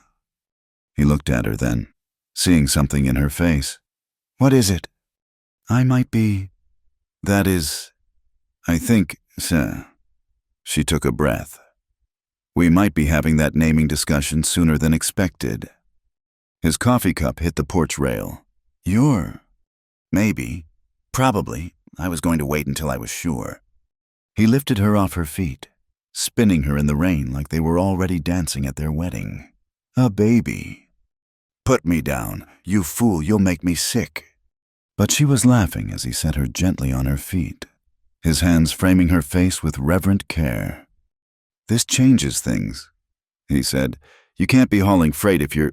Women have babies and keep working every day. I'll be careful. Take shorter runs. Maybe train Tom to help. She gripped his hands. This doesn't change who I am. No, it makes you more... He kissed her, rain running down both their faces. Mother of my children, how's that for a title? The next days passed in a blur of preparation. The dress May had ordered from Denver arrived cream silk with minimal frills, practical enough that Lila could wear it again. Father Bonham rehearsed the ceremony with them, tactfully not mentioning the order of events regarding weddings and babies. God works in his own time, was all he said, eyes twinkling. The ward representative, young Marcus, proved eager to establish operations. They spent a morning planning routes, discussing which towns needed regular service, how to avoid conflict with established freighters. Your reputation helps, Marcus said. Word spread about standing up to Brand. Other haulers respect that. They'll work with you rather than against you. Meanwhile, Pike worked with Natani on expanding the horse facilities. The Navajo blacksmith had ideas about selective breeding, incorporating his people's knowledge of desert bloodlines. Your Apache stallion is strong, Natani said, but strength alone doesn't survive here. You need intelligence, endurance, spirit that bends but doesn't break. Like people, Pike observed. Exactly like people. Sheriff Conway stopped by the day before the wedding with unexpected news. Got word from Mexico. Border Patrol found a body matching Brand's description. Appears his horse spooked in a storm. Threw him into a ravine. Lila felt no satisfaction, only a distant pity. Sure it's him. Had papers in his pocket. Trying to establish himself as a land speculator in Chihuahua. Conway shrugged. Guess he never learned. Man who lives by schemes dies by them. And any family to notify. None that claimed him. Railroads already distributed his assets per the court order. Your shares at the bank should cover rebuilding costs and then some. After Conway left, they sat quietly. Justice had been served, but death made it hollow. I wanted him to face trial, Pike said, to sit in a cell and think about what he'd done. He faced a different judge. Maybe that's enough. Lila touched her still flat belly. We've got the future to think about now. The wedding morning dawned clear. Yesterday's rain leaving the air crystalline. Lila woke in May's spare room, having been banished from the ranch for propriety's sake. Bad luck for the groom to see you, May insisted, pinning flowers in Lila's hair. Though given what you two have survived, I doubt one more superstition matters. The dress fit perfectly, and someone May's work had added tiny seed pearls to the cuffs. Lila studied herself in the mirror, seeing a stranger. When had the hard-bitten freight hauler become this woman with soft eyes and secret smiles? Beautiful, May pronounced. That man won't know what hit him. Tom Garrett drove her to church in her own wagon, decorated with white ribbons and more flowers than seemed possible. The boy handled the team expertly, chest puffed with pride. I've been practicing, he said. For when I help with the freight runs, Mr. Pike says I can start with short hauls, work my way up. It's good work, Lila told him. Honest work. See the country, meet people, always something new. But you're settling down now. Settling, maybe, never down. There's a difference. The church overflowed with people. It seemed all of Dry Willow had come, plus ranchers from miles around. Juan Medina and his family, Sam Tuckett leaning on his cane, the other small holders who'd finally found courage to stand against Brand. Even Holloway was there, sober and attempting respectability. But Lila only had eyes for Pike, standing at the altar in his one good suit. He looked nervous and happy and utterly hers. When their eyes met, his smile could have lit the whole territory. Father Bonham performed the ceremony with unusual brevity. Knowing his congregation's patience for speeches, the vows were simple to love, honor, and stand together against whatever came. You may kiss your bride, Father Bonham said, and Pike did, thoroughly enough to draw whoops from the crowd. They signed the register as Mr. and Mrs. Pike, though the business would remain Hart Pike Freight. Some battles, Lila had learned, were worth fighting. Others were worth compromising. The celebration moved to May's, where tables groaned under the weight of everyone's contributions. There was dancing and drinking and more speeches than anyone wanted. Judge Morrison, 3 sheets to the wind, proclaimed them the finest example of American grit and determination he'd ever seen. To grit, the crowd toasted, and Lila laughed until her sides hurt. As sunset approached, they slipped away to the wagon. Someone, probably May, had loaded it with supplies for a wedding trip to the mountains. Just 2 days of solitude before life resumed. Ready, Mrs. Pike? Asa asked, helping her onto the seat. Ready, Mr. Hart? He laughed, climbing up beside her. We're going to argue about names forever, aren't we? Probably gives us something to do on long evenings. They drove out of town to Cheers and Throne Rice, taking the north road toward the mountains. Behind them, Dry Willow settled into evening routines. Ahead, the peaks caught the last light like promises. "No regrets?" Pike asked as town faded behind them. "None.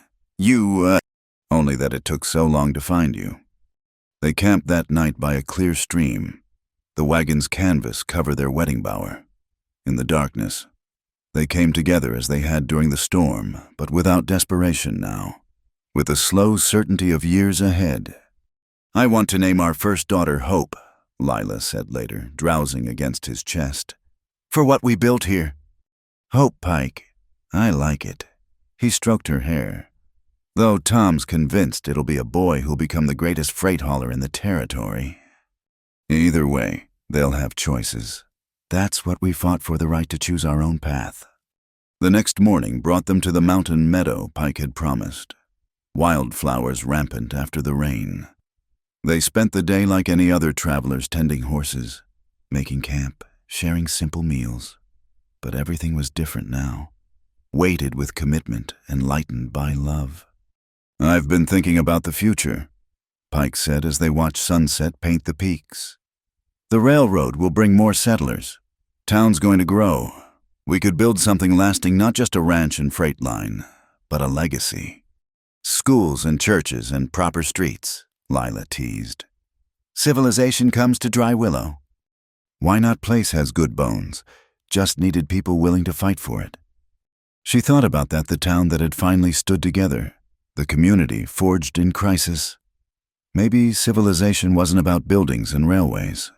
Maybe it was about people choosing courage over fear, connection over isolation. "Then we'll build it," she said. "One delivery at a time, one foal at a time, however long it takes." They returned to find the ranch transformed. The new barn stood complete, painted red as tradition demanded. Gardens had been started May's influence, and someone had repaired the front porch that had sagged since Pike arrived. But the best surprise waited in the corral. The Apache stallion had been bred to 3 of Pike's best mares, the promise of a new generation. Natani had left detailed notes about bloodlines and projections. "Spring foals," Pike said, grinning, about the same time as, "Don't jinx it," Lila warned. But she was smiling too. They settled into married life with surprising ease. Mornings meant coffee and planning which freight runs to take, which horses to train, how to expand operations. Days were for work, side by side or separately, but always connected. Evenings brought them together on the porch, watching the land they'd fought for settle into peace. The freight business thrived, with Ward backing and Lila's reputation. They soon had regular contracts throughout the territory. Tom proved an apt pupil, and they hired 2 more drivers by month's end. The horse breeding program showed equal promise, with buyers coming from as far as Colorado. And in Lila's belly, new life grew with the certainty of spring rain. She adjusted her routes, trained others to take the longer hauls, but kept working. Movement was life to her, and this child would learn that truth early. One evening, as purple twilight settled over the desert, they sat watching a thunderstorm build over the mountains. Lightning flickered in the distance, and the air smelled of coming rain. "Storm's coming," Pike observed. "Let it come," Lila said, lacing her fingers with his. "We've weathered worse." He squeezed her hand, and they sat in comfortable silence. No longer the lonely souls who'd met over spilled whiskey in desperate circumstances. They were partners now, in all things business, marriage, the quiet building of a life worth living. The rain arrived with the full darkness, drumming on their new roof, filling their ditches and wells. Tomorrow there would be work, always work in this hard land. But tonight they were home, together, with the desert blooming around them and hope growing within. It was enough, more than enough. It was everything. Thank you so much for listening to this Wild West love story. I hope you enjoyed following Lila and Asa's journey as much as I enjoyed sharing it with you. I'd love to hear where you're listening from. Please leave a comment below and let's connect and share our thoughts about this tale of courage, love, and perseverance in the American frontier. If you enjoyed this story, please subscribe to Wild West Night for more tales of adventure and romance from the Old West. Don't forget to hit that like button, and if you really want to help more people discover these stories, please hit the hype button to boost this video. Until next time, partners, keep riding toward your own horizons.